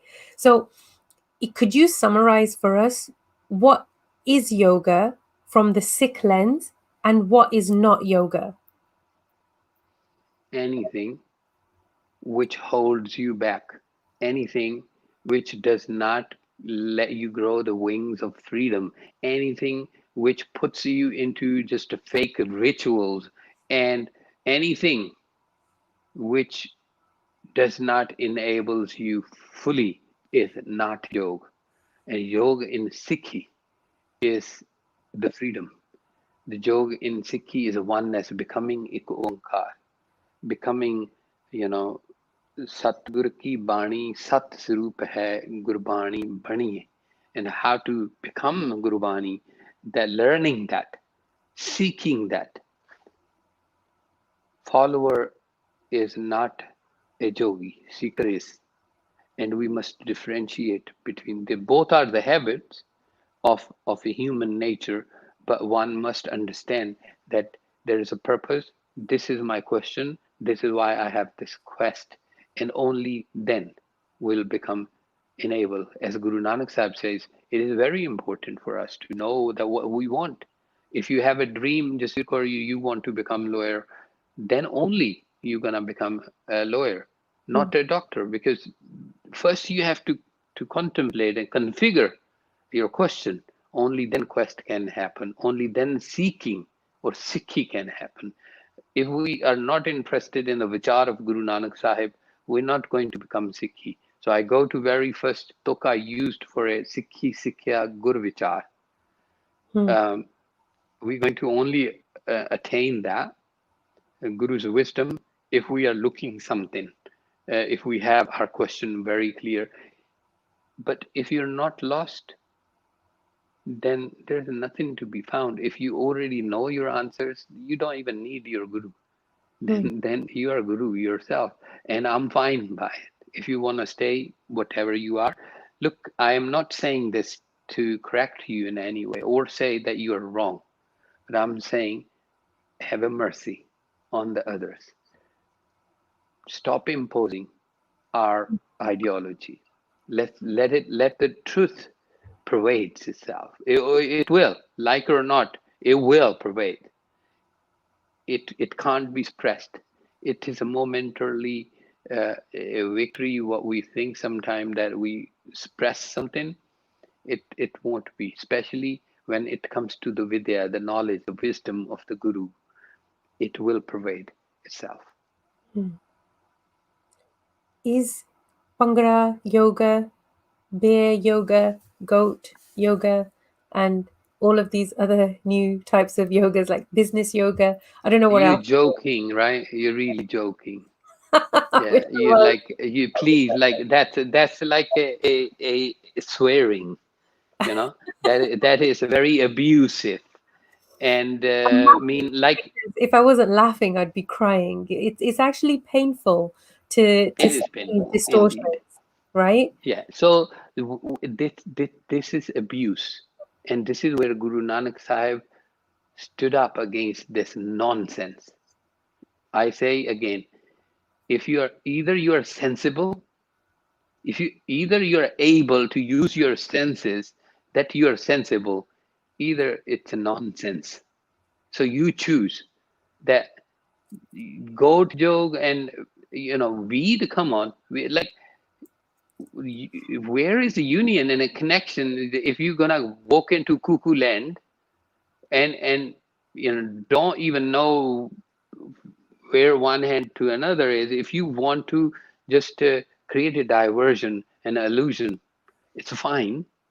Your life, your choice, Hmm, your responsibility, but don't label it sacred. right. Nanak ji used this name, and I will say, especially to those seekers, who's been blessed by this, help our brothers and sisters to uh, be a little bit sensitive. And this is very abusive. This is oppression Yeah, and misusing, somebody's right. somebody's gift. This is a different level of appropriation, and I personally feel it's completely inappropriate, because things are being manipulated for the sake of business and commercialization and gimmickry. And yoga is a practice that comes from the East that is used, with consciousness, right? By different traditions in different ways, but in all of them, yoga is sacred. So it's only fair that that sanctity comes across into the Western Hemisphere as well in order to accurately have a good representation of what yoga could be, right? I think it's still really, really diluted in the West, like so diluted. The time is flying by, Yogiji. I'm really sorry, bro. I'm going to ask you a couple more questions. I hope that's okay with you. Yes, yes, yes. Okay. Um, the two most important things I guess I want to ask you is that there are, as we said, different practices of yoga that exist. A lot of stories have been given to people, and without historic relevance, it's difficult to know which ones are true and which ones are not. Baba Siri Chand, who was the son of Guru Nanak, is now almost worshipped and revered in some spaces of yoga, to be a great master of that and competing with the teachings of Guru Nanak. Can you give us some context on this and some clarification? Baba Sri Chand ji was the son of Guru Nanak Sahib. That was it. So was Datu ji and Dasu ji. But we are talking about Sikhi and Gurmat. And then after Guru Nanak Sahib, what is the relevance to the seekers of this marg, this path, this panth, is Guru Angad Sahib. Guru Nanak Sahib, while living, he gave this command to Guru Angad Sahib, Bhai Lehna ji, to be the Guru. Now, that doesn't mean that he disowned his children or whatever. They were doing an incredible job, but how history puts them is not very nice. He was given assignments to go help and bring these people who are amazing people and have these gifts, and build this bridge for them to come back to the world and help them. I remember Guru Har Gobind Sahib Ji's one of the Sakhi that Baba Sri Chand Ji asked Guru Har Gobind Sahib to have some aid, to have some help from his house to support Baba Sri Chand's work, and Guru Sahib appointed Baba Gurditta Ji to help Baba Sri Chand. And Sakhi says nobody's seen Baba Sri Chand after that. And Baba Gurditta Ji, whose son is our Guru, 7th Guru, Guru Har Rai Sahib.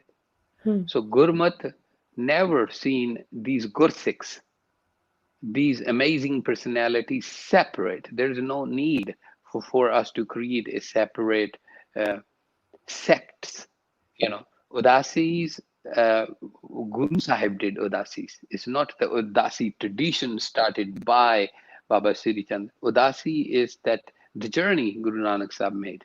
Those are making us able and capable with those journeys within us. Those who will educate us with the Santya and the Naad and the Kirtan and the programming of it. Who will make us a true yogis.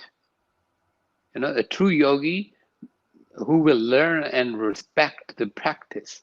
And Udasis used to make us that. But somehow, again, British wanted to do things, and they did things very amazingly. They will take Bhai Balaji out, or they will create Baba Sri Chand, no less than a parallel to Guru Angad Sahib. But if you look into Bhai Gurdasi, there is no collision between Baba Sri Chand and the Guru's house. He comes and visit Guru Ramdas Ji. He comes visit Guru Har Gobind Sahib Ji. He's been given a lot of help from the house as he makes Baba Gurditta Ji a chief of this mission, that he will help those people to come back into society. Baba Gurditta Ji's son, Guru Har Rai Sahib, became the 7th Guru. So Baba Sri Chand is not separate. He never practiced anything out of Gurmat. And it's all made up stuff, the jog of Gurmat, the Sahaj jog. But it is not just a personal achievement which was respected in the eyes of Guru Nanak Sahib. He wanted more. And he got that from Bhai Lehna Ji, who became Guru Angad Sahib. Basically, we respect Baba Sri Chand Ji because Baba Sri Chand Ji is the son of Guru Nanak Sahib. In Gurmat, he's like every other Gursikh, like Bhai Gurdas Ji, Baba Deep Singh Ji, all of these, Baba Mati Das Ji, Shaheed Bhai Sati Das Ji, all of these Gursikhs, incredible personalities, same as Baba Sri Chand. But Baba Sri Chand is not a separate, how it's been shown a parallel religion created against the house or in a parallel to the Sikh program. That is a very colonial labeling and distorted history of the Sikhs. So if people are painting, and I don't mean like an actual picture, but I just mean if they're depicting Baba Siri Chand to be parallel to Guru Nanak, you think that that's correct representation? This is what British were trying to do to control us. If those people are trying to do the exactly same thing, they're doing exactly same thing. They have something.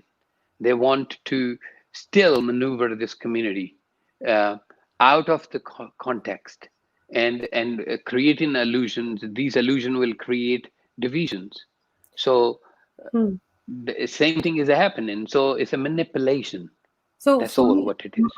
my perspective on this is using Gurbani as reference, that there's no Bani, there's no shabads that are written by Baba Siri Chand, right? Indeed. Therefore, that automatically like drops him down a level. He can't be at the same level as Guru Nanak for me, because I'm following the teachings of Guru Granth Sahib, and if that's But what is same time, Jasvir Kaur ji, Guru Har Gobind Sahib Maharaj, Guru Har Rai Sahib Maharaj, Guru Har Krishan Sahib Maharaj didn't write any Bani either. But remember this jot, this handing over the baton from one hand to another by the gurus. It is a guru who's endorsing who is next in command. And Guru right? Nanak Sahib did not endorse Baba Sri Chand ji in that way. So Baba Sri Chand ji is important as the child of Guru Nanak Sahib. Yes, we respect that, and nothing against Baba Sri Chand ji, but I never came across in the practices in the yogic system. I spent a lot of time with Udasis and Nirmalas that it was ever going against the house of Guru Nanak Sahib. It was never anti or parallel or separate power. It was So, all bringing Gurmat forward. so what about now, when there are being separate streams created that follow in the lineage apparently of Baba Siri Chand?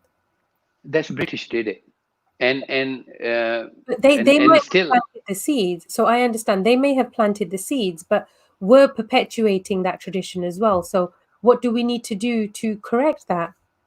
I think, it was like I wasn't born with this. I had to look into it, educate ourselves, and before, like with closed eyes, learn properly, learn to see. As I said, if you know what you want, you'll find it. Hmm. If it is, you know, I can see we are gone way above the given Don't time. look at So. the time. Uh, Don't look at the time. yeah, the problem, Jasveer, is a very big problem. Is that the Baba Guru Nanak Sahib says, "Manne ki gat kahi na jaye, je ko kahe piche pachtaye."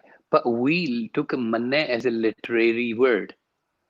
Hmm. But manne comes as an experience. Manne is not just belief or trust, but we trust that this book have written this, or this person said this, and this person is right. This person is the master. This person is the, you know, everything this person says. And that blind faith is always a problem. Hmm. Once you know that you know, Mm-hmm. then there is nothing to know. Then that's end. But Mm-hmm. if you want to know more, as Nanakji says, come, Hmm. let's walk the walk. Let's not just hear me, Hmm. what I'm saying. Let's experience. Let Right. me show you what actually the real health is, what Hmm. mental health is, what spiritual attainment is all about. Let me show you and experience that. So, in this practice of yoga, context and reference is Hmm. important in the practice of yoga. If you take Guru Nanak out of context, like Ernest Trump is trying to do, and Baba Siri Chand, as British, is trying to, paint him a separate Hmm. personality, and if you believe that, and don't go beyond, where it comes from, what the source says, and you're not interested. Hmm. You are in there for your 2p of gain, that okay, I want to send a curse to this person, so I will do this, or I want to get a wealth, so I will chant this mantra. Oh well, I've been having uh, um, heart issues, so I will do this mantra, or there's a dispute in family, I'll do this mantra or do this bani. Then that means we never even went into Sangat of Guru. What is Guru? Guru is trying to teach us, bring us out of illusions. We have taken Guru Granth Sahib, Guru's Vani, Sikh Gurus out of the context and reference of importance. That what was important in which angle, what was the purpose, and therefore there is not a practice of seeking. This is mere following and will lead you in a no leadership. No leadership. Follower is a follower forever. You Right. need to be seeker from becoming Lena to Guru Angad Sahib. Choice is yours. It's a fine by me. That's beautiful. That you need to be a seeker to learn, right? And I think to take the first step, we have to step out of our ego. Everything that we think we might know isn't a full stop. We have to go beyond that. We have to go back to the roots of our gurus, pre colonization, to actually understand who we are and who we're meant to be. If we want to have the title Sikh, if we want to have that label and say that this is what we belong to, we have to be willing to do the work, step out of our entitlement, and actually do the uncomfortable work, the things that make us feel that okay, this is challenging, this goes against my values, or I don't know if I agree with this. That's all the good stuff, that's what you want to be feeling, so that's what we all need to be doing. um Yogiji, the most, I guess, important part of everything that I want to know from you is um it's actually a couple of things. I think this is going to go on for a long time. I'm going to try to be as quick as I can. So what is Nad Yog, and is it written in Gurbani? Yes. Gurumukhi, from the sound from the Guru's mouth as it was pronounced. If Guru was happy, then how did he say that?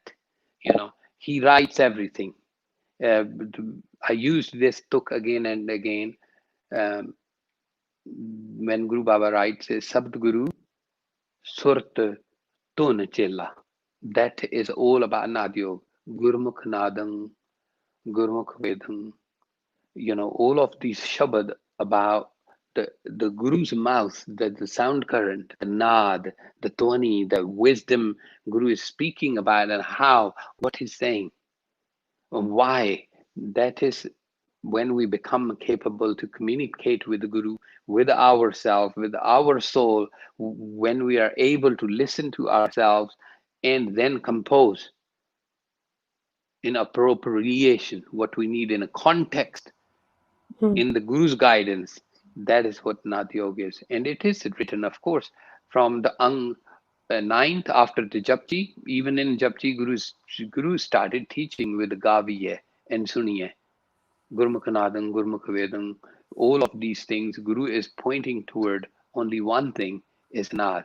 And then he comes. So what is He Nad? many I times. interrupt you, I'm so sorry. What is Nad? What is the definition of it? Nad is the sound which we feel through, either we say, express it, or we hear it. When our emotions are given a sound, that is called nad, Hmm. right? So even I clap, it is a sound, right? If I clap, there is a sound. But what if I clap with anger? Or what if I clap with love? There's a two different sound. To be able to listen and to be able to produce that is a jog. You are able, you can unite your emotions and the expression of it. Hmm. That's what kirtan is. Kirtan, That's why Guru on the title writes Rag. You know, it is very important for us to understand complete. Guru never wrote it, who do whatever you do. You are uh, American, you are British, so you probably will not have access to this. It will be difficult for you, so you do whatever. It's not written like that. Guru said, if you want to do it, if you want to have a distinction in your life, in this opportunity, this is the code. So he writes on top, like Asa, that is a nad. The Gurumukhi, as Guru experienced that sound between Guru and Kartapurukh, he's sharing that with us, and we cannot alter that. That is a mantra, that is a solution. The rag is the tantra, the technique to experience that solution.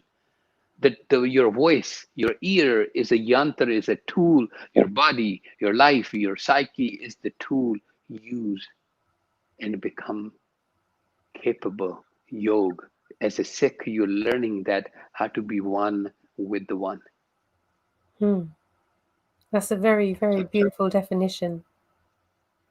Nad is a sound. That's it. And Nad is used for us to listen to Anhad, Hmm. because it is Anhad which gives a birth to emotions. It is emotion which gives a birth to feelings. It is a feeling which we feel through the sound, and we call it Nad. And from Nad we create the moods. That what is our mind experience, so we can enter the spiritual realm and we can create that union. You call the yoga as a union, I will say, okay, a union between the body, mind, soul, and Karta Purukh, so that ik onkar can Hmm. happen, oneness can happen. What were the techniques that Guru Nanak gave to us to experience that yoga? The first technique was being reality, Satnam, true to yourself. Don't be fake. If you are fake, you're not going to make it. Guru says natural discipline, natural discipline. Difference between Hatha Yoga, difference between Patanjali's system, difference between I-Panthi or the Naths and the yogis before Guru Nanak was that they they were in discipline. You know, they wanted some things to happen in a particular manner and time, which is fine. But Nanak ji says, what about nature's discipline? What about natural discipline? Why do you have to endorse these things? Why don't they come from within? That means you haven't fallen in love with life, in with the reality that you still have to have a reminder that you need to be in a meditation, so you must tie up your hair to the branch of a tree so you don't fall asleep. What sort of love is that? That's not love, that's a nonsense. You're performing under fear. So Nanak ji says, let me make you fall in love. Let me show you what is a health, the true health.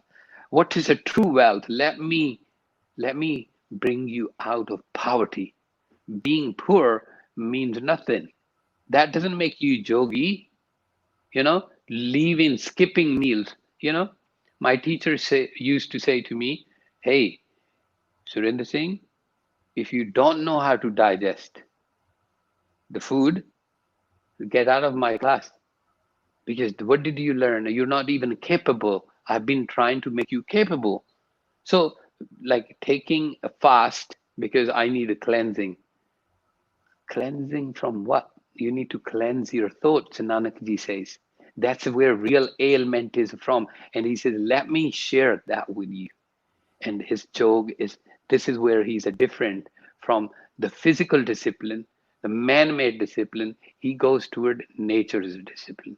Therefore, you will see Sikhs with uncut hair.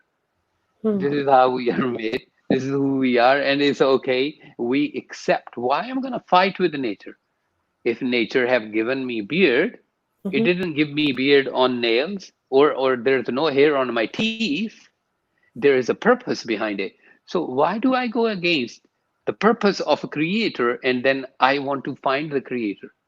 And Right. I say, oh, let me find the ganja to put my focus there. There's no joke. This is all illusion. Right.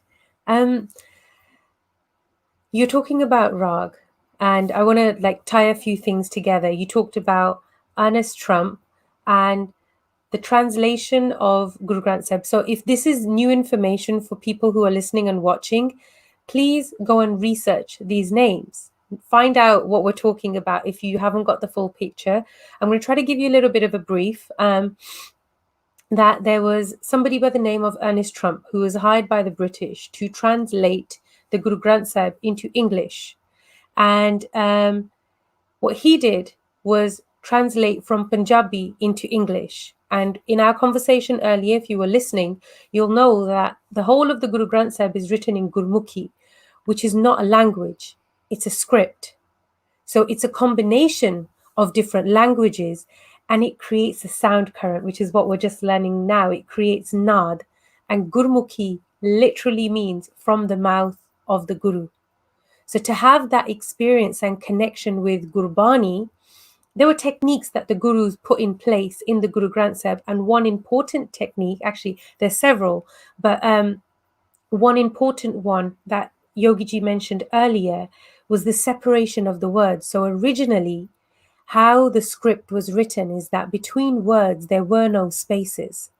So imagine reading a book without any spaces. All of the words are together.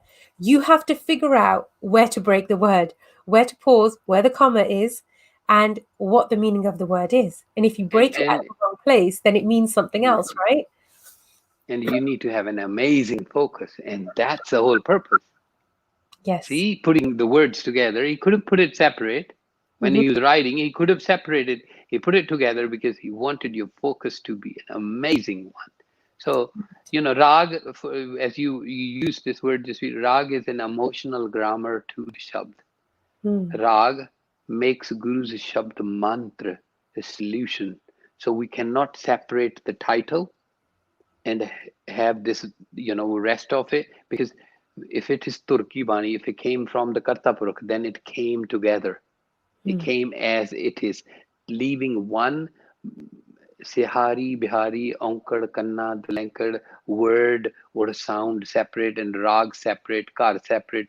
If we don't want to learn, people say, "Oh well, I don't know about the rags and this that." Then go learn. It's Yeah, important, right? that's the simple answer. Yeah, if you don't know, go and Yeah. People say, they're not bothered. They say, "Oh, all you need is love." learn. But I was at the airport and somebody was wearing the t-shirt, and on the t-shirt it was written, "The love doesn't pay your bills." And I said, exactly, that's very right. The only love is not enough. Mm. We created this word love, such a scapegoat, and it is, we put it out of context, Mm. and we created such a horrible thing out of it. Love is a sacred thing. Love is not easy. And Nanak ji, it took Guru Sahib 239 years to teach us how to be in love. Mm. And we just say love is a fine. I don't want to learn from Nanak ji. Whatever he wrote is a fine, it's okay. Uh, you know, um, I met somebody in India. He came to me and he said, "You are talking about Nanak ji's Rabab. Is that what you're talking about is important, or the Rabab plays within?" I didn't even understand what he's trying to say. What was the reason Guru Nanak ji created Rabab? For us, right? Mm. For us, so that we can write our destiny. He was in anyway. He was the chosen, selected. He was done. He only went through all of this for us. He became Guru to teach, give us the light, Mm. navigate our life. He gave us a Rabab, was a yantra, a tool, a pen for us to write our story, our Mm. script. And then he gave a rag, emotional punctuation, so that we can experience, not just to hear and learn and understand the meaning, but experience what he is talking about this in this shabd. Mm. But we want to convert the shabd into Punjabi, and then we don't understand, then we want to put it into a translation of mistranslated, manipulated, a very churchified, sins. Oh Lord, oh this, and of creating that fear, where gurus are freeing you from Mm. the fear. But the whole concept under the tutelage of Sikhism, the colonial system had created a phobia. If you want to free humanity, if your purpose of these interviews just here is to share the smile amongst the humans, then free yoga from, you have to take a colonial pin out of it. Right. We need to move away from cultural appropriation into a culture appreciation, Mm. you know but that's a hard thing, that needs hard work, that needs love and understanding, which we are not willing to give. Mm.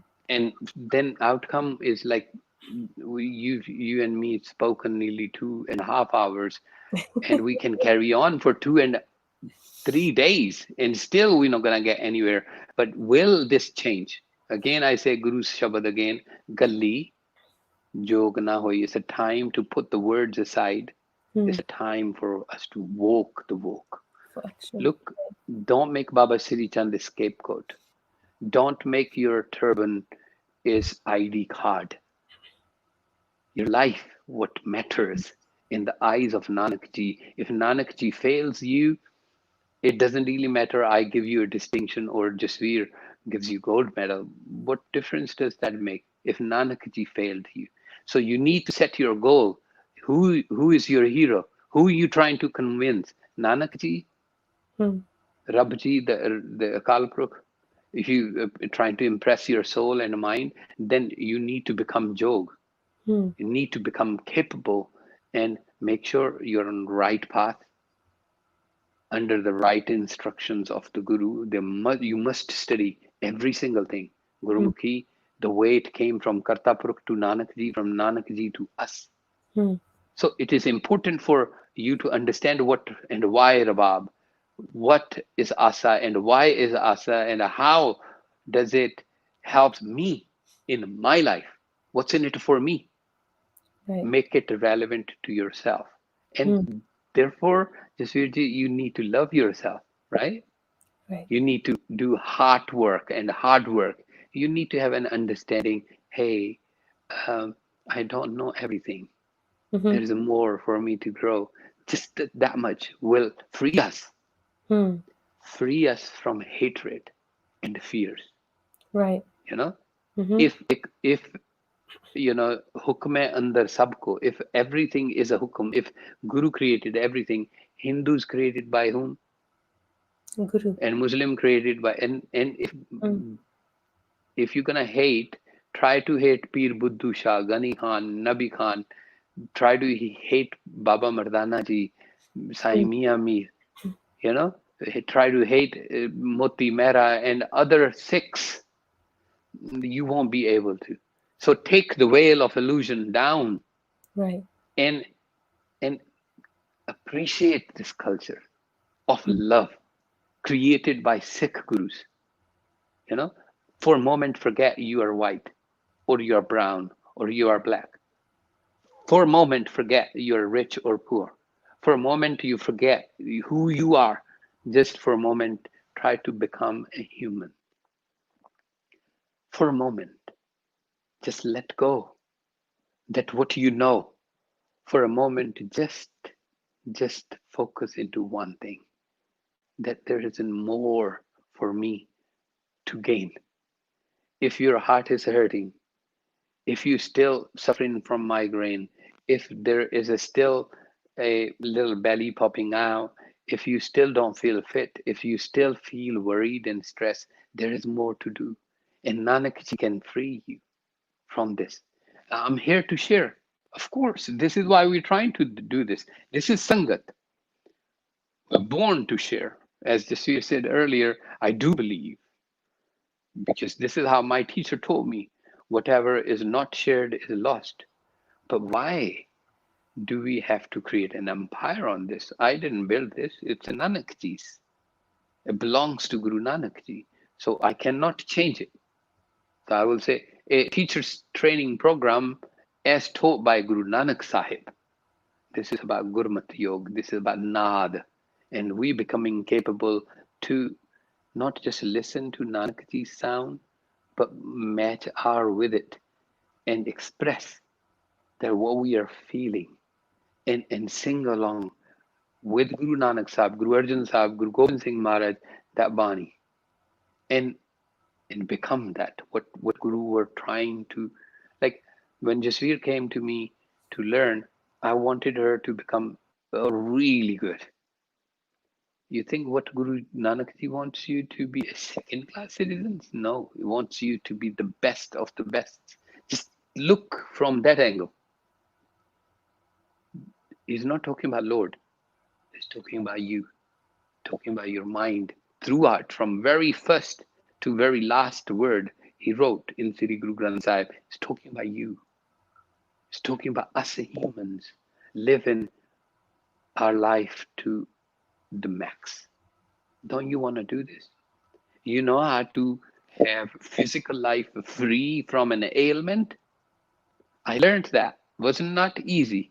It's not so simple. I'm not saying it's going to be just click of the fingers. It requires a hard work. But the most difficult thing is cultural appreciation. I was born in Punjab and I respect the culture. But when I came to England, I respect the culture here, but I don't try to impose my culture on the culture of England. I don't. That will be insulting the values and feelings. And we keep cultures away. And we need to create more tolerance amongst us for us to learn. We need to become a little bit like going to the well and taking that nectar out, a life in the bucket for us. When we need to lean forward, we need to bend ourselves. Only then we can take something out. And we need to do the exactly same thing. I will say again, if you already know, then I rest my case because there's nothing else to be known. But if you have a little bit more, hey, we as brothers and sisters, as a human beings, as a family, because manas ki jaat, sabbe ek hai, pehchan bo. Forget you're white, forget you have privilege, forget about what you know and you don't. Come out of your comfort zone.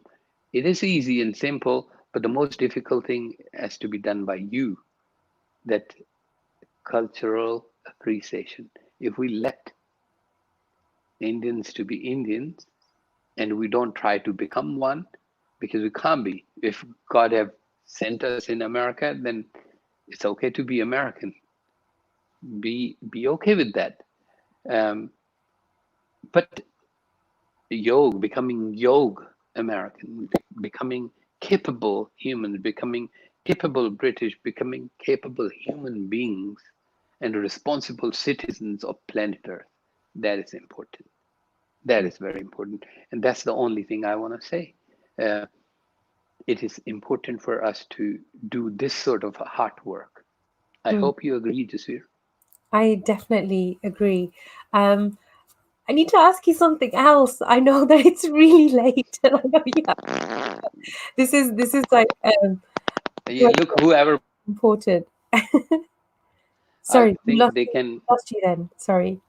I think whoever tolerated us for 2.5 hours can tolerate us for Yeah. another 15 minutes. I hope so. I want to So thank everybody for tuning in and for watching and supporting us, because this is great. I'm really enjoying the conversation. The thing that I want to ask you is I'm gonna change my headphone also. okay. So Okay, so I'm going to ask you in the meantime.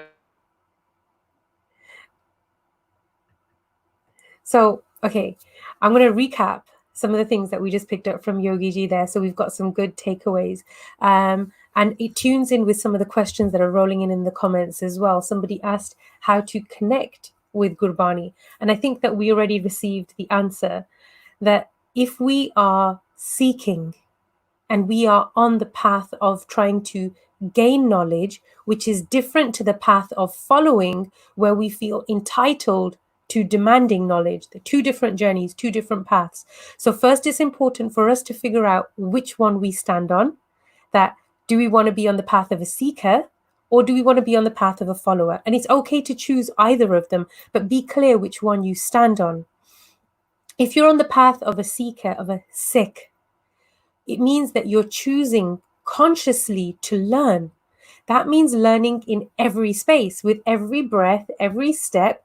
We choose to be uncomfortable, which allows us to grow.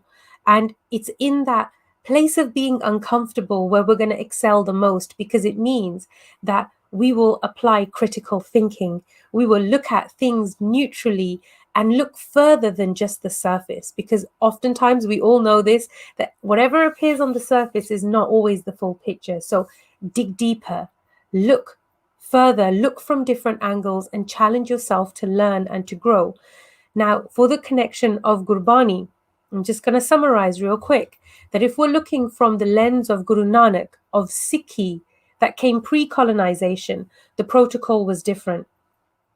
Gurbani in the Guru Granth Sahib was written without spaces. This is called Larivar. Okay, if you don't know what this means, go and look it up. If you read your Nitnem and do your daily part, I encourage you, there's a lot of the apps now that you can use which allow you to view the Gurmukhi in Larivar.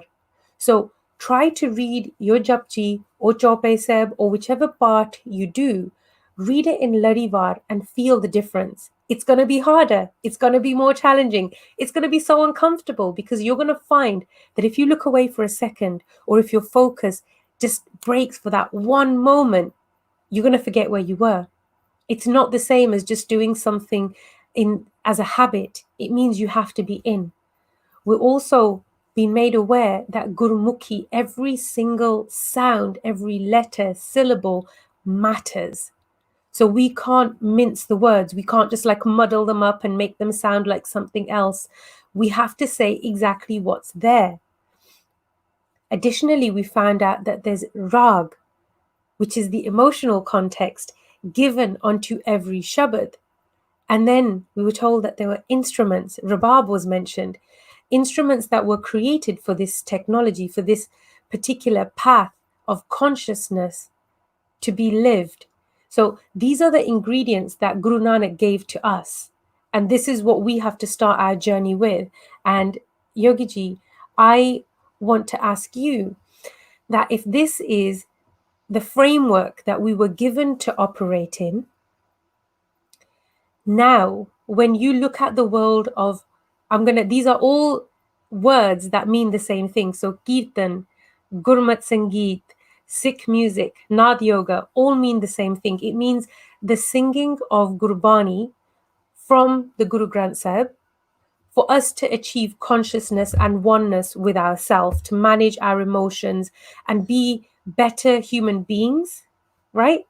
That's the purpose of Gita, right? If I'm just like summarizing it and condensing it Okay. down. Yes, indeed. So my question to you is that, how do you feel when you look at the global face of Kirtan and Sikh music as it stands now, which is more commercialized, which is, like, for me, horrifying? I have heard rap Kirtan, dub remixes of Kirtan, Michael Jackson tunes on Kirtan. I have heard like lots of Punjabi song tunes on Kirtan. And when I say Kirtan, I mean on Shabad. So the words of Gurbani taken and put to these other musical melodies. I have a particular way that I feel about it, but the question is to you, is how does this make you feel? I feel sorry for, they're so close and so far. Like, I'm I'm nobody to say this is wrong or this is right. For me, I only can speak by myself that Guru Sahib written this like this. Therefore, when I went for Santhya in learning from Vidya Guru, I went for Santhya, and it was like, my first question was why there is a Shabd Asa Mahalla Panjama Saranjam lag pavjal taran ke, and teacher stopped. He said, no, say with me. Asa mehla panjwa, saranjam lag pavjal taran ke, janam vritha jat rang maya ke. I said, well, I didn't mean to learn singing. He said, no, it's not singing. This is how Guru wrote it. And I was confused. And he said, the Guru wrote it like, Pasakh tiran kyo vatiya. This is a sound current. And I was like struck by this. Like I was glued to this concept. Amazing. And more every day I went into deeper. It was like, me taking a half a cup out of an ocean and saying, wow, look how much I got it.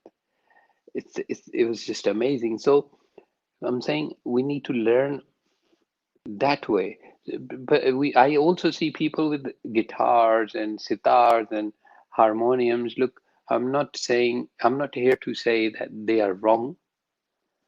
I'm not saying there is not a room for these things, but we also need to understand at the same time that why Guru Nanak Sahib created the Rabab, why Guru Arjan Sahib created Saranda, why Satta and Balwan created Jodi, why there was a use of Sarangi in Guru Hargobind Sahib Maharaj's court, why there was Taus and Dilruba created by Guru Gobind Singh, why? Why couldn't they just import guitars and pianos and other things from, or whatever was available? Why didn't they use the veena, for example, which existed in so many different types of veenas in ancient India? There must be a reason. Mm-hmm. Trust me, I respect the music. In it comes in from different tradition and cultures, from expression. And when we're talking about sound, it doesn't have a culture. Its culture is humanity. So I'm not saying that the pop, rock, jazz, and all of those things are wrong, but they have their place. Hmm. You know, when we are talking about Bani, Gurbani, then as a seeker, as a Sikh, we must understand what is Asa, how it works, why it is there, what's in it for me, how should I live it. Hmm. So it's not just a musical melody put together. It is more than it's tapping into your emotional state, your behavior pattern. It's a hooking your mind and bringing it into the sangat with the soul and body. It's an amazing jugat, mean technique, mean tantra. If you want to be yogi, if you're truly seeking, if you want to learn the kirtan, then do a guru's way. Pick Hmm. up a guru's instrument and see the magic. How quickly guru will transform your emotional, your psychological, your mental, your spiritual behavior, and will give you a good prasad of oneness. Just try it. Hmm. That's a lovely way to share it. Thank you.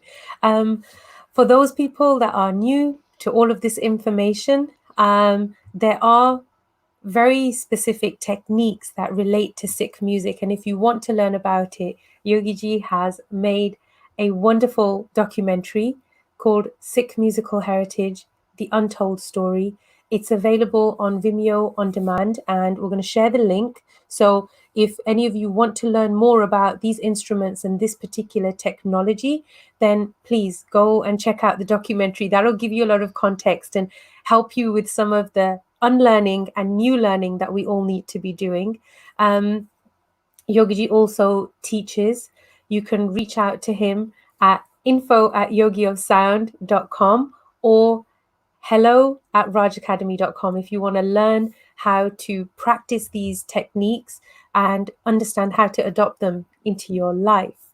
Yogiji, we could go on and on and on because I've got a ton more questions, but I think that it's heading close to midnight for you and me also because we're in England.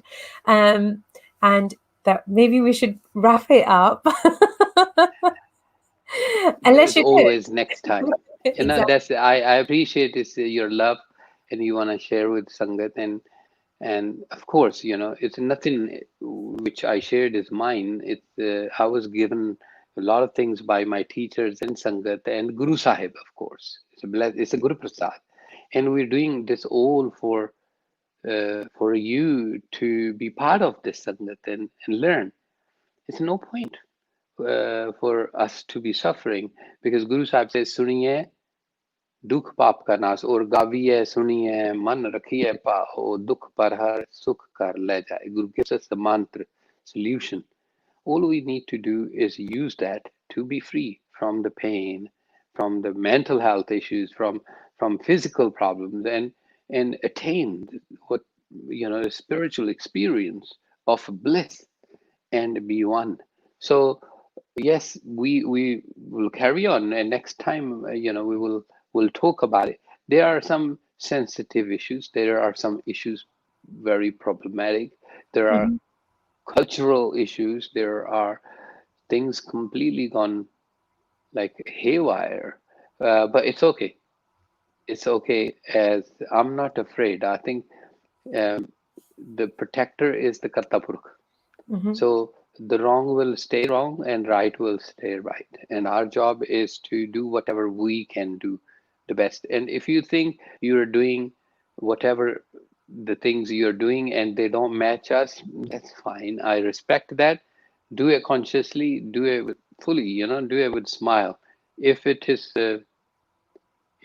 one of my friend Jasvir, I must share this with Mhm. you.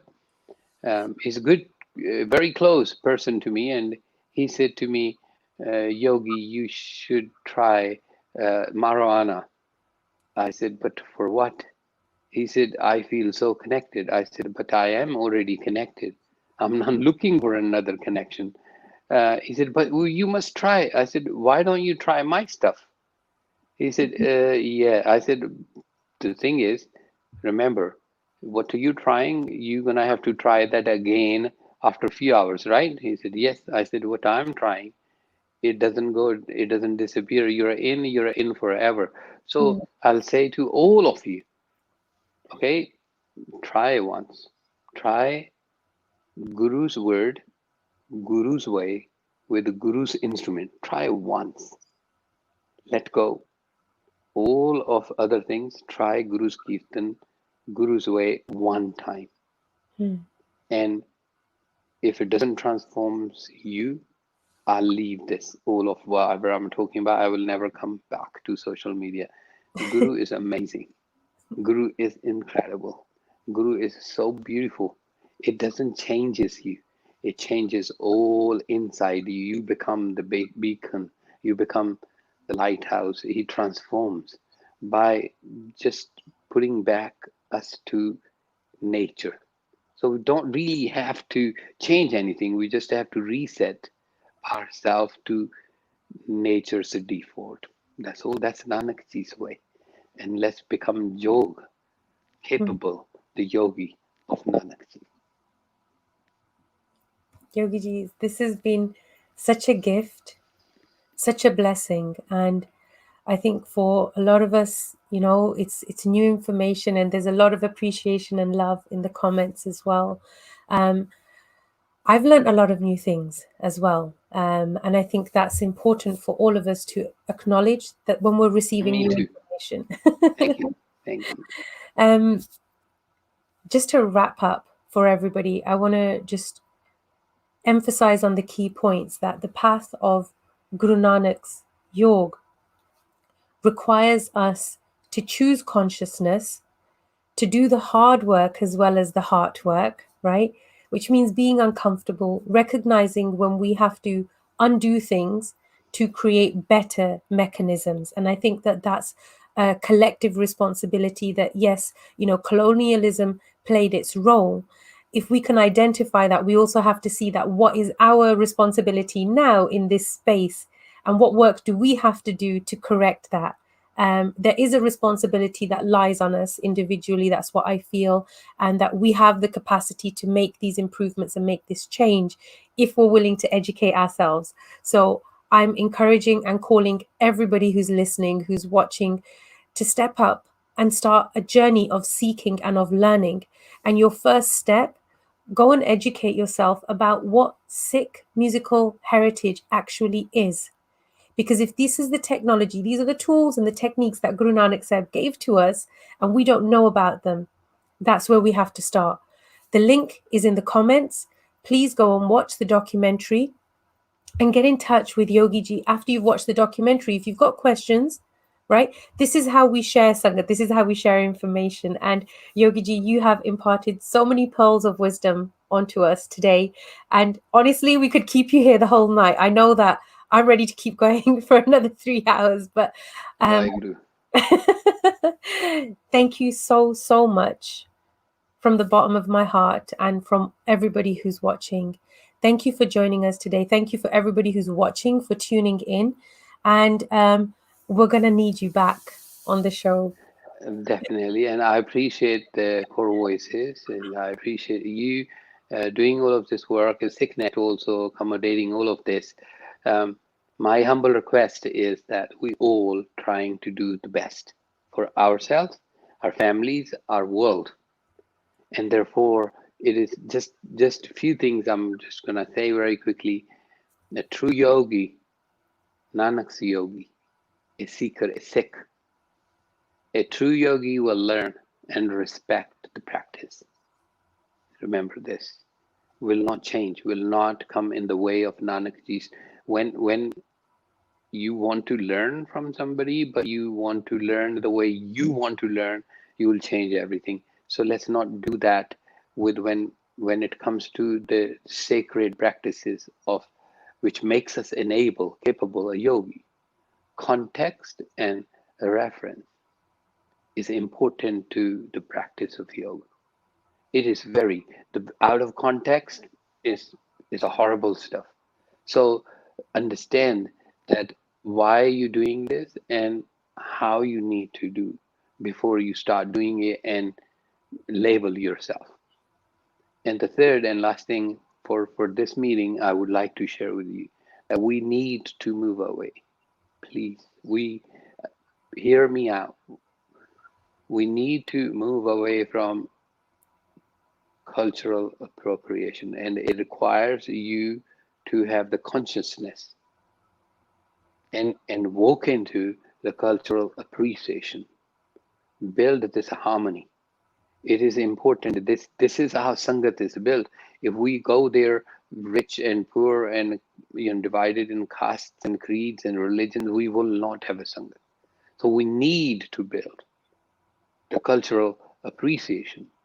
And I understand that it is hard work, very hard work. It will require, it will take understanding, but most of all, it needs a love for ourselves and for our world. And I hope all of you seekers, born, brought up, living in America, North America, or South America, or in Asia, wherever you are, India or Europe, we all humans, we need to act now with responsibility, a very responsible citizens of planet Earth. There's nothing secret, there's nothing hidden. Everything is available. We just need to open our eyes. So I'm here to share. So is my team. And there is a lot of Sangat here with wisdom. As I learn with every step I take, I think it's important for us to share that. And I once again will share this with you that I believe that whatever is not shared is lost. So let's equip ourselves with information and true information. Don't just believe things you read and see. Try to go deeper until you find the reality. Don't stop. Don't stop. Carry on your search and find that gem. We are part of your Sangat. We are part of your journey. Wherever you are, we are just an email or or a message away, and we would love to be part of this journey. Let's unite as a Sangat and serve Karta Purukh. That's all I want to say for our this very long meeting, nearly 3 hours. Thank you, Jasvir Kaurji, for your patience. But this has been amazing evening. This was a Punjabi 5 minutes, right? Yes, the culture. Remember, we come with the like Guru Sahib taught us, "Tirtwar na jogi jaan hai, rutmana koi." So we don't really think about the time when let it happen normally. Yes, yes. Only we stop when we get hungry, and I think I'm getting a little bit hungry. Oh, Yogi Ji, really, from the bottom of my heart, I want to say thank you. This was such a joy, such a pleasure, and a huge blessing for all of us. So much for us to learn, and you did it with so much warmth and love, and for that, I'm really grateful. Thank you for setting a really beautiful example of Sikhi for us, and calling us out on the work that we need to do, because that's what Sangat is there for, right? So. Thank you for being on Core Voices. Thank you for everybody who's listening. And Yogiji, I hope you're going to be back soon. Sure. Guru Rakha Sat Karta. Sat Vaheguru Ji Ka Khalsa. Wai Vaheguru Ji Ki Fateh.